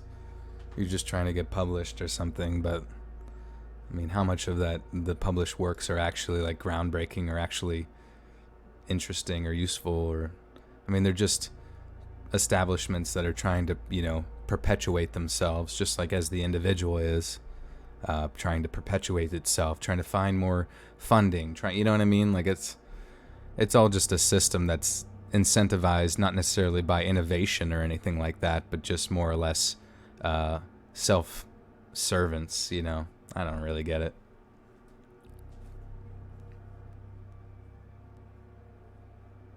But I'm just a shit talker. Why do you need to speak a dead language to talk to your gods? Do I like Halloween? I do like Halloween. I think it's a fun place to go get candy. Lils with the 5s. I missed your rantings and talking the stream. Hi, Lils. Thank you for the 5. I just highly suggest to anybody that goes to school to look at it as a investment.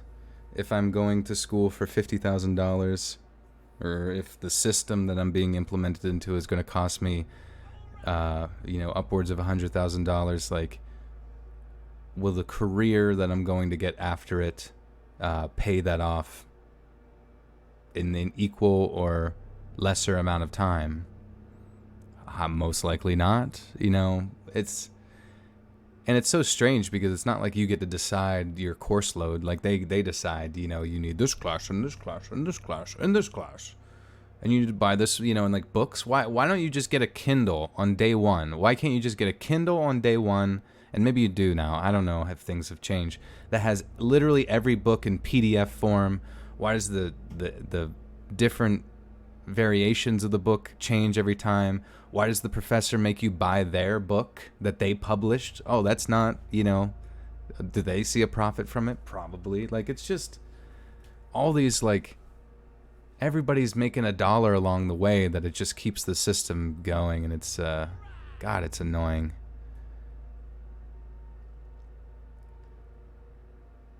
Like, there's so many better ways to make a middle class. Like, if that's what you're shooting for middle class or whatever, there's so many more financially intelligent manners in which you can go about making that money.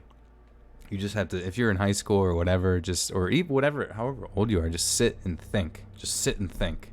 Sit and think. Don't follow. Sit and think. Be different. Save yourself the pain.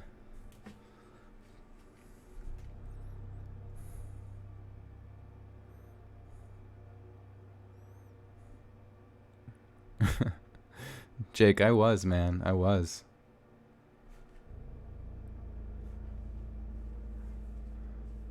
Like, I look at real estate and things like that. My roommate's watching this one channel called Homemade Homes. And this dude, he lives in, like, Alabama or something like that. And granted, real estate there is a lot cheaper. But, like, he started out selling, homemade furniture that he made. And then that led to him buying these, like, shitty $12,000 homes that he completely flips in either rents or sells for profit. And it's just this perpetual system. And then his YouTube channel's blowing up. So it's just like there's so many different ways to market yourself, things of that nature. Like, obviously, I'm sure he learned a lot of his skills from a young childhood, but that doesn't mean that it's not something someone could venture into. I mean, I really do have a lot of respect for trade schools and people like that and that get into that. So just learn how to be useful. Like, not necessarily learn how to be useful, but just learn a skill. Just learn something that you can manipulate reality to benefit you. Like, so many oftentimes we get sold snake oil and bullshit, you know what I mean, all the time. Every day they pour it down your throat and they say you need it and you need to go in debt for it too. But and then you kind of follow along the process. But just take a step back, look at the world, look at what you want in your life, look at your goals, and make your reality what you want it to be. Because you really do have a lot more power in your life than you realize. Hey, Kashi, how are you?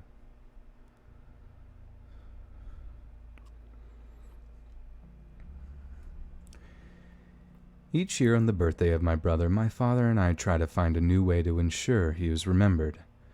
With Dad being out of the country this year, I had to celebrate his memory on my own.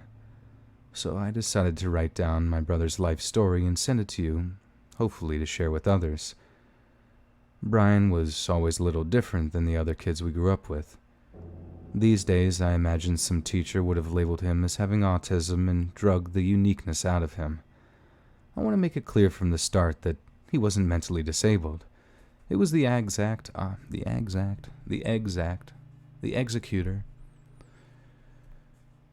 It was the exact opposite, in fact. He was so smart that he acquired the nickname Brain in middle school.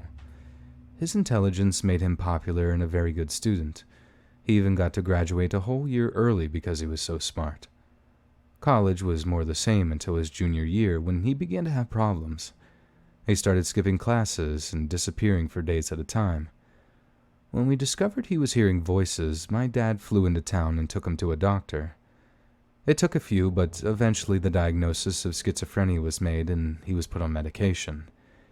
Even with medication, it was obvious he wasn't going to make it in school, so he moved back home soon after.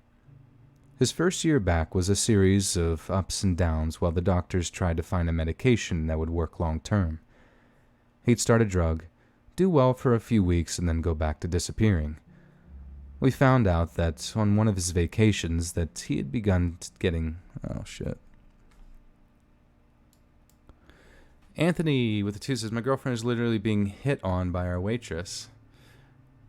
Dude, you should feel good about that, man, because then you can, as soon as he goes in for the kill, you can say that's my girlfriend, mister. You can keep your distance. Okay? And you're going to say this like really close to his face as you pull his little bow tie in close to your face. And then you say, you're only going to get a 7% tip. Maybe 8 if you're nice the rest of the time and get me a water. I'm not saying that's your voice. I'm just saying that's how I would deal with it.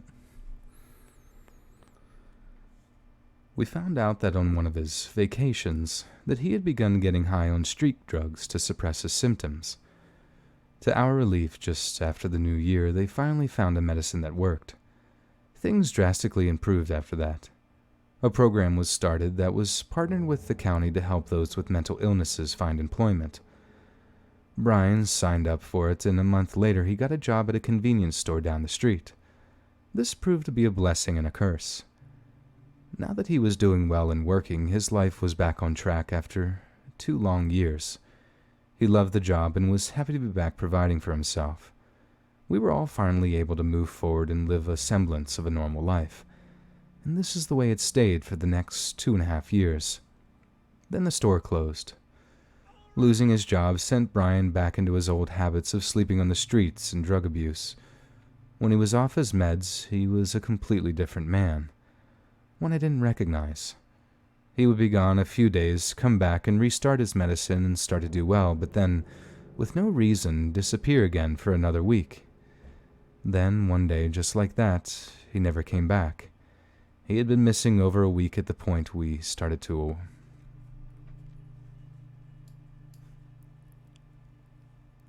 Oh, did I miss Venikin's donation? Sorry, Venikins. I don't... Where was that? Oh, with the 2 says, Preach on, Joel. I agree with a lot of them feels. Yeah. Thank you, Venikins, for the 2. Thank you for reminding me that she... Because I sometimes... The chat moves, and so does the donation feed, and... You know me and my rants and my soapbox, man. And then we got an amazing donation from Elizabeth Harris with the 10 Canadian. Says, what do you like the most about the people who submit their stories and listen to them? What do I like the most about the people who submit their stories and listen to them? Like, what do I like the most about you guys? Because that's everybody, I guess, right? Like all the subscribers, or I guess that's kind of a different definition of describing people. Yeah, I honestly, the people who submit stories keep me alive. In all honesty, they keep this channel. It's literally, this channel is propped up by the concept of people submitting stories and, sharing their experience. So,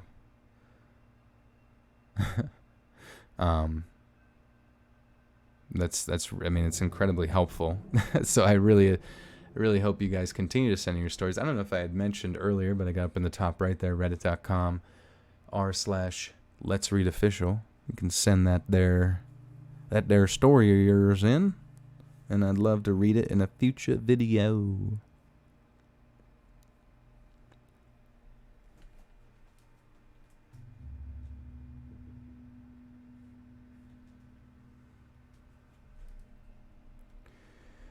He had been missing over a week at the point we started to worry. He'd always come home before, so we gave him 3 more days before we started looking for him. We spent several more driving around town, going to his usual haunts, but no one had seen him for over a week. At this point, we began to panic. So we did what we should have done in the first place and went to the police. Since he was an adult with a history of psychological troubles and we had no proof he had been taken against his will, all we could do was file a report. The cops said that they would keep an eye out for him, but that was the best that they could do at that point. The only option we had left was to go home and hope Brian showed up. The longer time went by, the more worried I became. Dad didn't indicate anything above the understandable level of... Dad didn't indicate...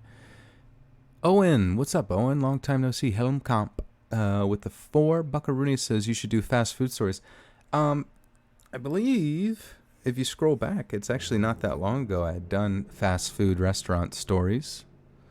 And it should have like a French fries thumbnail or something on it.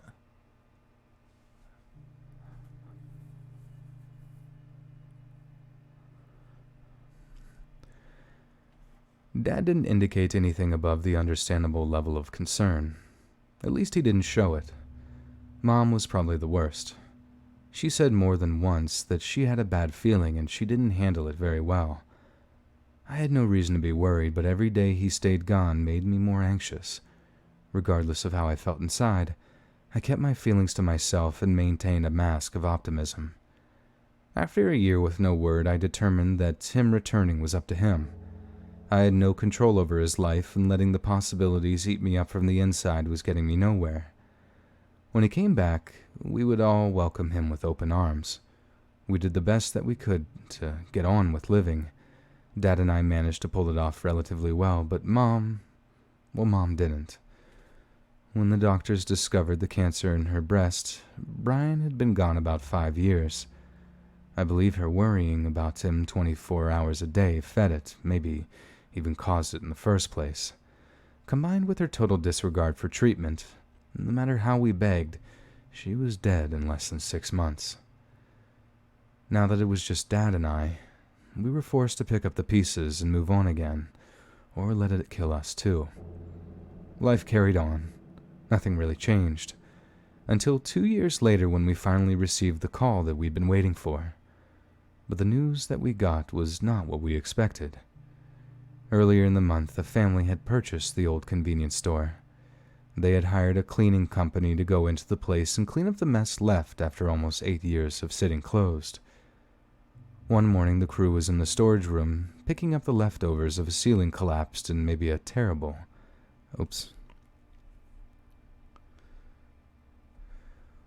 One morning, the crew was in the storage room, picking up the leftovers of a ceiling collapse and made a terrible discovery.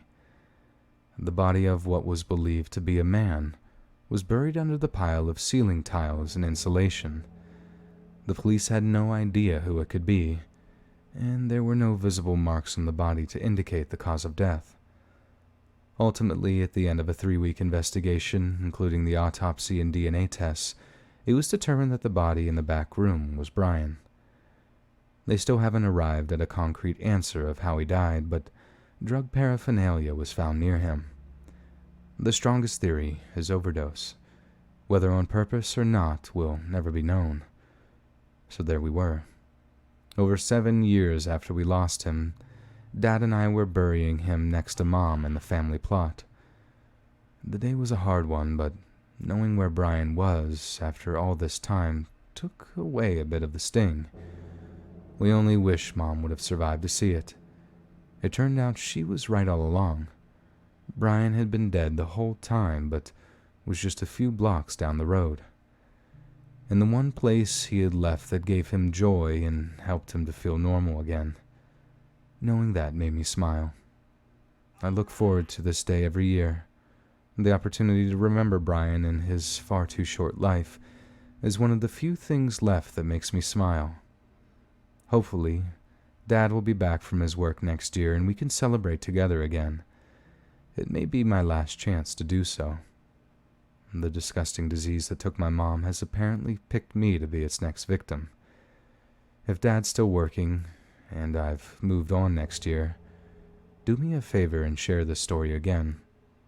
Brian was a beautiful man, and despite his troubles, he was loved by all those he met, and at least he should always be remembered for that.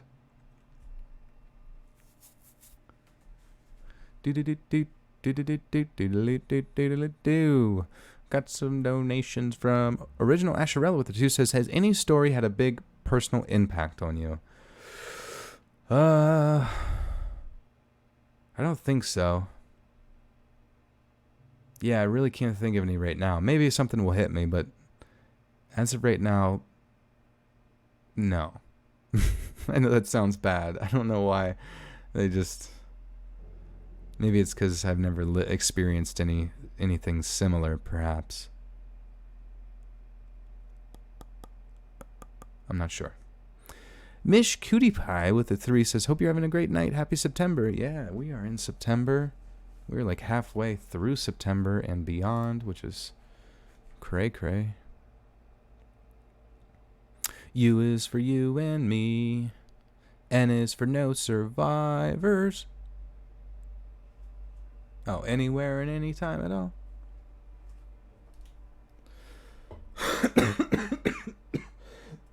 Man. Got shit in my throat. As above, so below.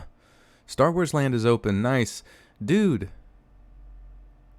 I went to Star Wars Land this summer. It's pretty sweet. Hey, Pink Bunny, see you later. Thanks for hanging out. And definitely check your channel for show. Down in the deep blue sea. But yeah, I went to VidCon, and one of the people I met through our amazing Discord worked at Disneyland. And then the Star Wars area was open when we went there. And I was blown away. I literally was blown away. It was so cool. And it was weird because it was like going from like all like the old 1970s shit from Disney to like 2019 is like you're jumping into the future of theme parks. It was sweet. Because at one point, because I just like wandered in, and it's kind of like built deep down into the stone, I guess, or like into the ground. so you're just kind of surrounded by high walls. But I legitimately felt like I was walking through a 1-to-1 ratio area of like Tatooine or wherever Anakin is from, and it was sick as farts, because then there was like this one hangar bay area that legitimately had a complete replica of the Millennium Falcon, and that was so cool because I'm like, oh my god, we're in like an alien freaking parking lot or whatever. And it was cool. And like the ride that we rode on there was really sweet because it was like an interactive video game that everyone got to be involved in, and super, super cool. Jackie Night Shift, since you work security guard and I got a few stories, where do I send them? So you can send them to reddit.com/r/let's read official and just submit a story there with the appropriate titles and tags. Well, you can also submit it if you don't want to make a Reddit account, but making a Reddit account's easy because you don't even have to verify your email. And that's why so many people make anonymous accounts on there. So you can make throwaway accounts, pretty much. But, yeah, you can also go submit to let's read submissions at gmail.com, which is the email that I've been using for submissions, but it has its best chance of getting read if it goes to the subreddit. Manny Wanny, you are welcome, my child. Okay, so this is our last story here, guys. I want you, during this period of time, to think of something clever to say at the end of the video. Some little quip or something that has stuck with you during the stream. You haven't been to Harry Potter Land? Damn. That would be sick. Just got out of night class? Alright. How was it? Did you get to sit and listen to the teacher say some cool stuff? Teacher was so interesting.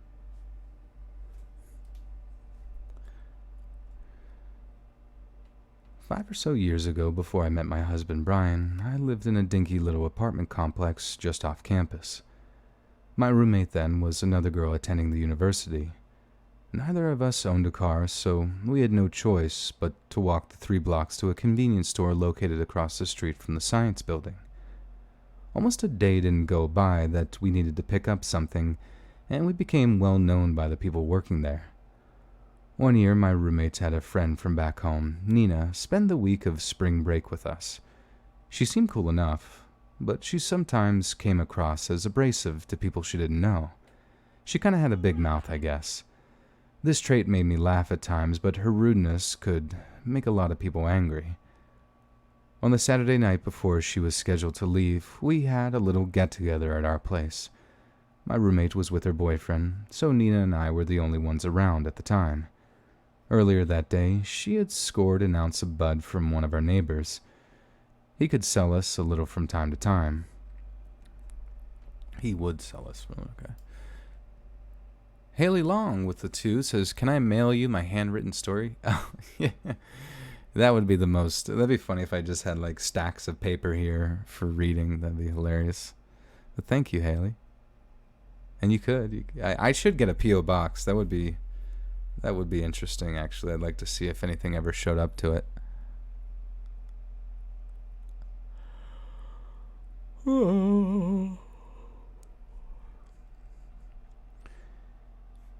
He would sell us a little from time to time. We were planning on smoking before everybody started to show up, but I realized we were out of papers. Since we were going to have to pick up some beer anyways, we headed to the store. We loaded up on plenty of drinks and snacks when we got there and then headed back to the apartment. As we walked across the parking lot, some guys hanging out on the side of the building yelled some crude words at us. This wasn't out of the norm. On occasion, when I went to the store at night, there were a few dudes hanging out. Sometimes they would make an off-color comment and I would laugh it off. They weren't being mean or anything. I thought they were just having fun. That would be the whole of it. What? What the fuck? I thought they were just having fun. That would be the whole... What does that mean? That would be the whole of it? That would be the whole of it. Nothing... Oh, okay. That just seemed weird, like the sentence ended there. I thought they were just having fun. That would be the whole of it. Nothing was said after that. I'd walk on home and get no further problems from them. However, the night I was with Nina and she wasn't familiar with the little game we played, when they made their comment, she told them to F off. And this reply didn't go well with them. They acted in a way I'd never seen before and started calling us all sorts of terrible names. It may have ended there, but when Nina heard their reaction, she gave them the finger. It quickly escalated after that. 2 of the guys began running after us, cursing the whole way. Understandably, I was terrified and started running away from them. Nina laughed like we were playing, but I certainly didn't think they were playing around. They looked furious. I doubt any girl ever had spoken to them like this before, and it made them very angry. I thought Nina finally got the hint and began running with me.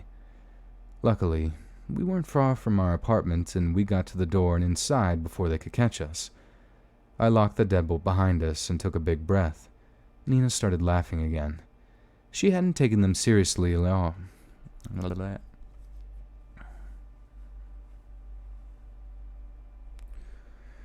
She hadn't taken them seriously at all and must have seen it as some sort of big joke. I didn't, that's for sure. Her laughing made me even angrier, and I commenced to cussing her out, but her chuckles continued. She had no ability to take anything seriously, and she wasn't even high yet. I'd had enough of her and headed into the kitchen to put up the beer and chips. On my way out of the kitchen into my room, a loud pounding on the door started. I freaked out and hid under the window next to it. The shades were down, so I don't believe they could see us. Nina stood frozen in the front of the door, and her eyes were the size of saucers. I think she was finally getting it. The pounding continued, followed by more loud cussing and calling us filthy names I don't dare repeat here. Carefully, I stood up and peeked out a little crack in the blinds. There were 3 guys now, and you could tell they were livid. Then things got far worse. My male neighbor, the one who sold us the weed,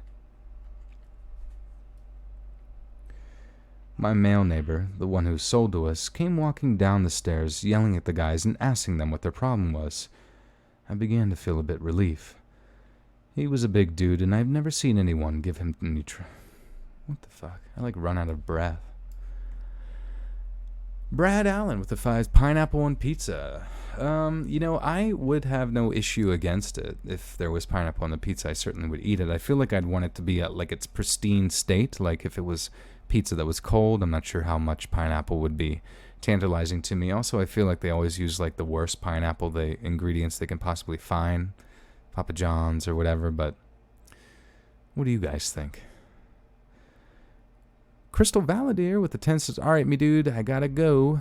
Good night, everyone. By the way, I love the 3-hour video. Got me through my shirt at work, or shift at work today. Nice, that's cool.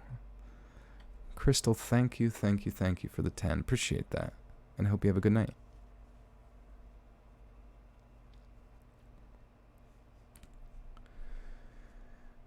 He was a big dude, and I'd never seen anyone give any... Fuck.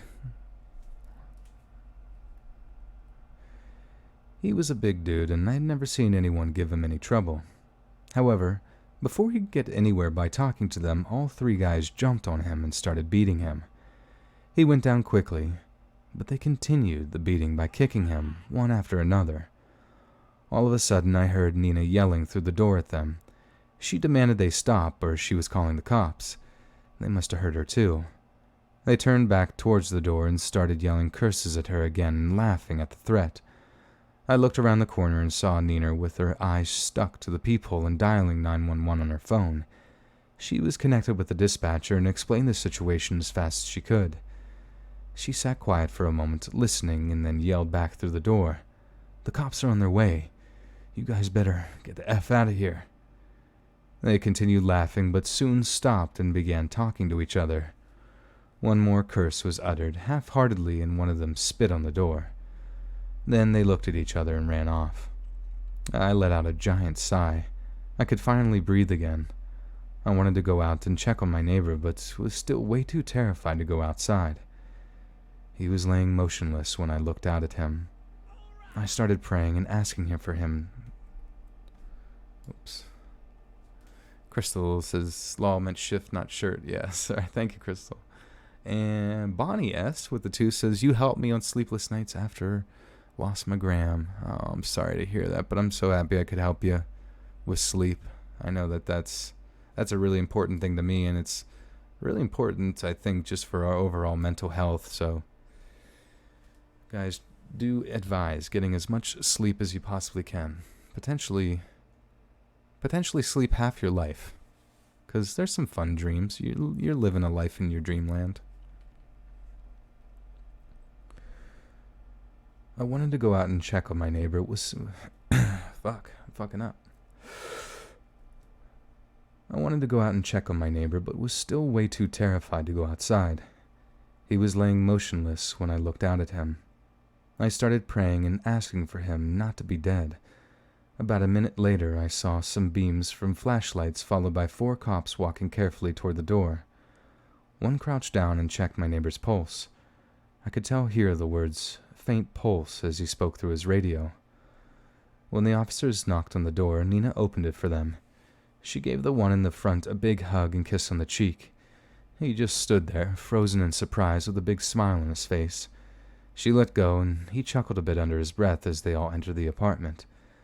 We thanked them for showing up so fast, and Nina began blurting out the entire story before they even had time to ask.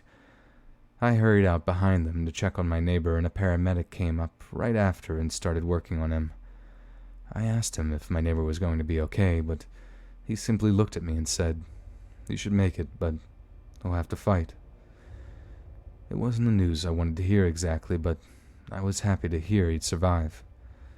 When his partner arrived soon after, they loaded him onto a stretcher and rushed him away. Even though I wanted to go with them, I knew I had to stay behind and talk to the police. So, I went back in and sat down and waited to be questioned. The cops left a few hours later. I was still shaking a little from the shock of everything. I felt really bad for what happened to my neighbor. He didn't deserve it. He was just trying to help. If I would have had a car, I would have went to the hospital to check on him, but I didn't, so I couldn't think of anything better than a beer and some smoke to help me relax. I was overjoyed that no one decided to show up for our party. Things could have turned out far worse. While we sat in front of the TV and smoked, Nina apologized for almost getting us. Anybody else playing Minecraft? That's a good question. Are you going to get the, what's that, like the shaders update, the ray tracing stuff when that comes out? It looks like it's going to be a pretty cool upgrade. While we sat in front of the TV and smoked, Nina apologized for what she did. I was happy to hear it, but I wasn't the only person she needed to apologize to. She agreed, and she stayed a day longer to go with me on the bus to see him in the hospital and do so in person. Like any real hero, he said there was no need and asked how we were. We spent most of the day with him until they kicked us out. Nina left the next morning, and happily, I've never seen her again. My neighbor Alec spent the whole of the next week in the hospital recuperating from the attack. When he returned to the complex, my roommate and I had him over for dinner. She figured it was the least we could do for thanking him for helping, and of course, I agreed. For the remainder of the time I lived there, I could see him from time to time, never forgetting to thank him for what he did. Whoops, shit. For the remainder of the time I lived there, I would see him from time to time, never forgetting to thank him for what he did. He managed to bounce back from his injuries well. Unfortunately, although his limp eventually went away and the cuts healed, he'll most likely have sight memory issues for the rest of his life. I can only hope he's able to move on and forget myself, Nina, and the whole mess that caused all of that. I can only hope he's able to move on and forget myself, Nina, and the whole mess that caused all of it.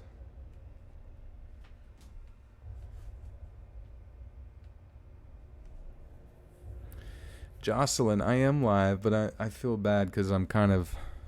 That was the kind of maybe possibly the last story of the night. And I will be reading kind of a little outro here for y'all. For y'all. For all y'all.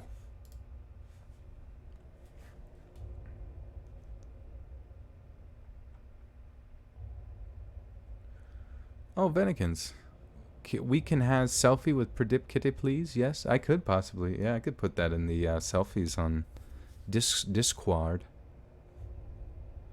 Discord.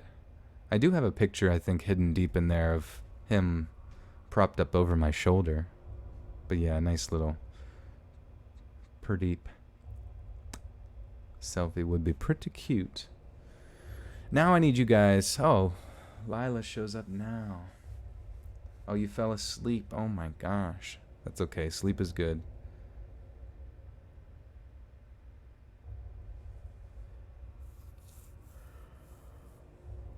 Well, you guys must tell me what I should say at the end of this video so that you can remember that you were here at the stream when I read it.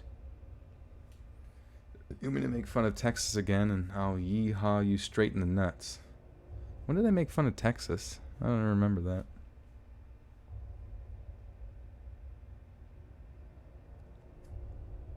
There's only two things from Texas. Steers and low taxes, which I like.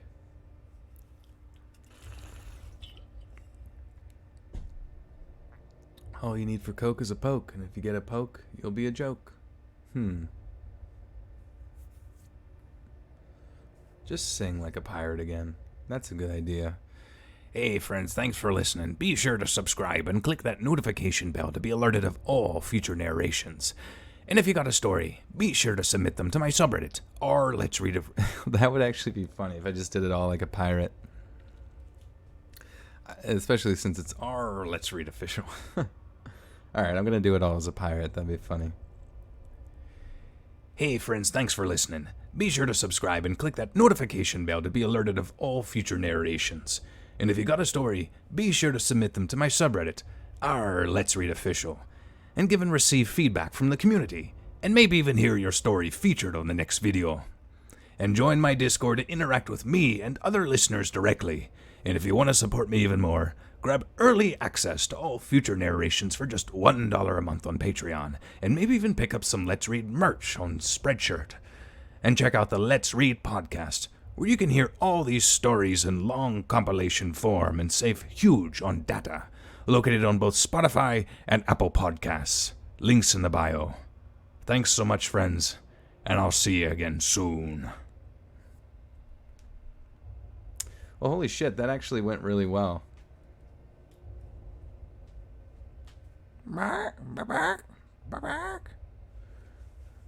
Worst pirate ever. I'm a chicken. You sound like a different person, like not even the same voice. It's kind of, I guess that's good. I didn't expect that to go that well, but yar. Polly the pirate. But yeah, guys, thanks so much for being here. Thank you guys for your generosity and your kindness and just your super positive energy. If you want to stick around for this party, it's going to be Keep Rockin' in the Free World on Discord, which is located down below. I'm sure one of the mods will also link Discord on screen here. You can click on that. If you haven't made a Discord, it's real easy. It's kind of like Skype, but it's like communities and stuff like that. And, you know, you're always more than welcome to come and join, you know. And yeah, this video will be out in its completely, you know, edited form tomorrow at 7 p.m. Eastern Standard Time. Oh, yes. Oh, yes, very much so. So yeah. Look forward to that. It's going to be, as they say, a banger. Vanikins with a 2 says dono for epicness with pirateness. Hashtag old Greg. Oh, it's me, old Greg. I like Baileys. What else does old Greg say? I'm old Greg. That's all he says. Lila, you want me to personally read you a story? I can do that. In Discord. Do a German accent. Oh, guten Tag, Klasse. Hi, friends. Thanks for listening. Be sure to subscribe and click that notification bell to be alerted of all the future narrations.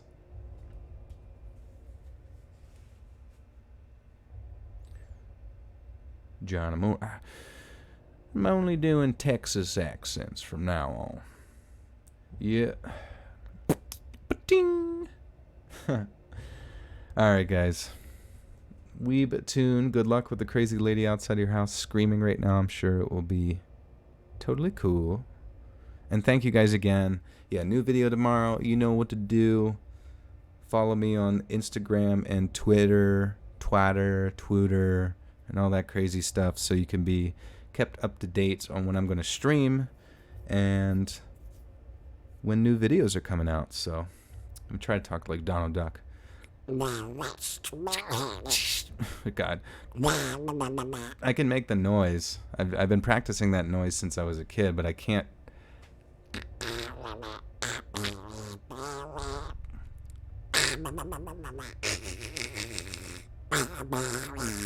Trying to say what's the big idea, but I.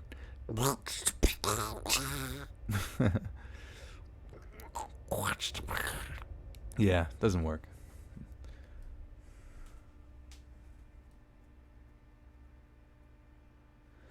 Alright, guys. Have a good night. I will see you all very soon.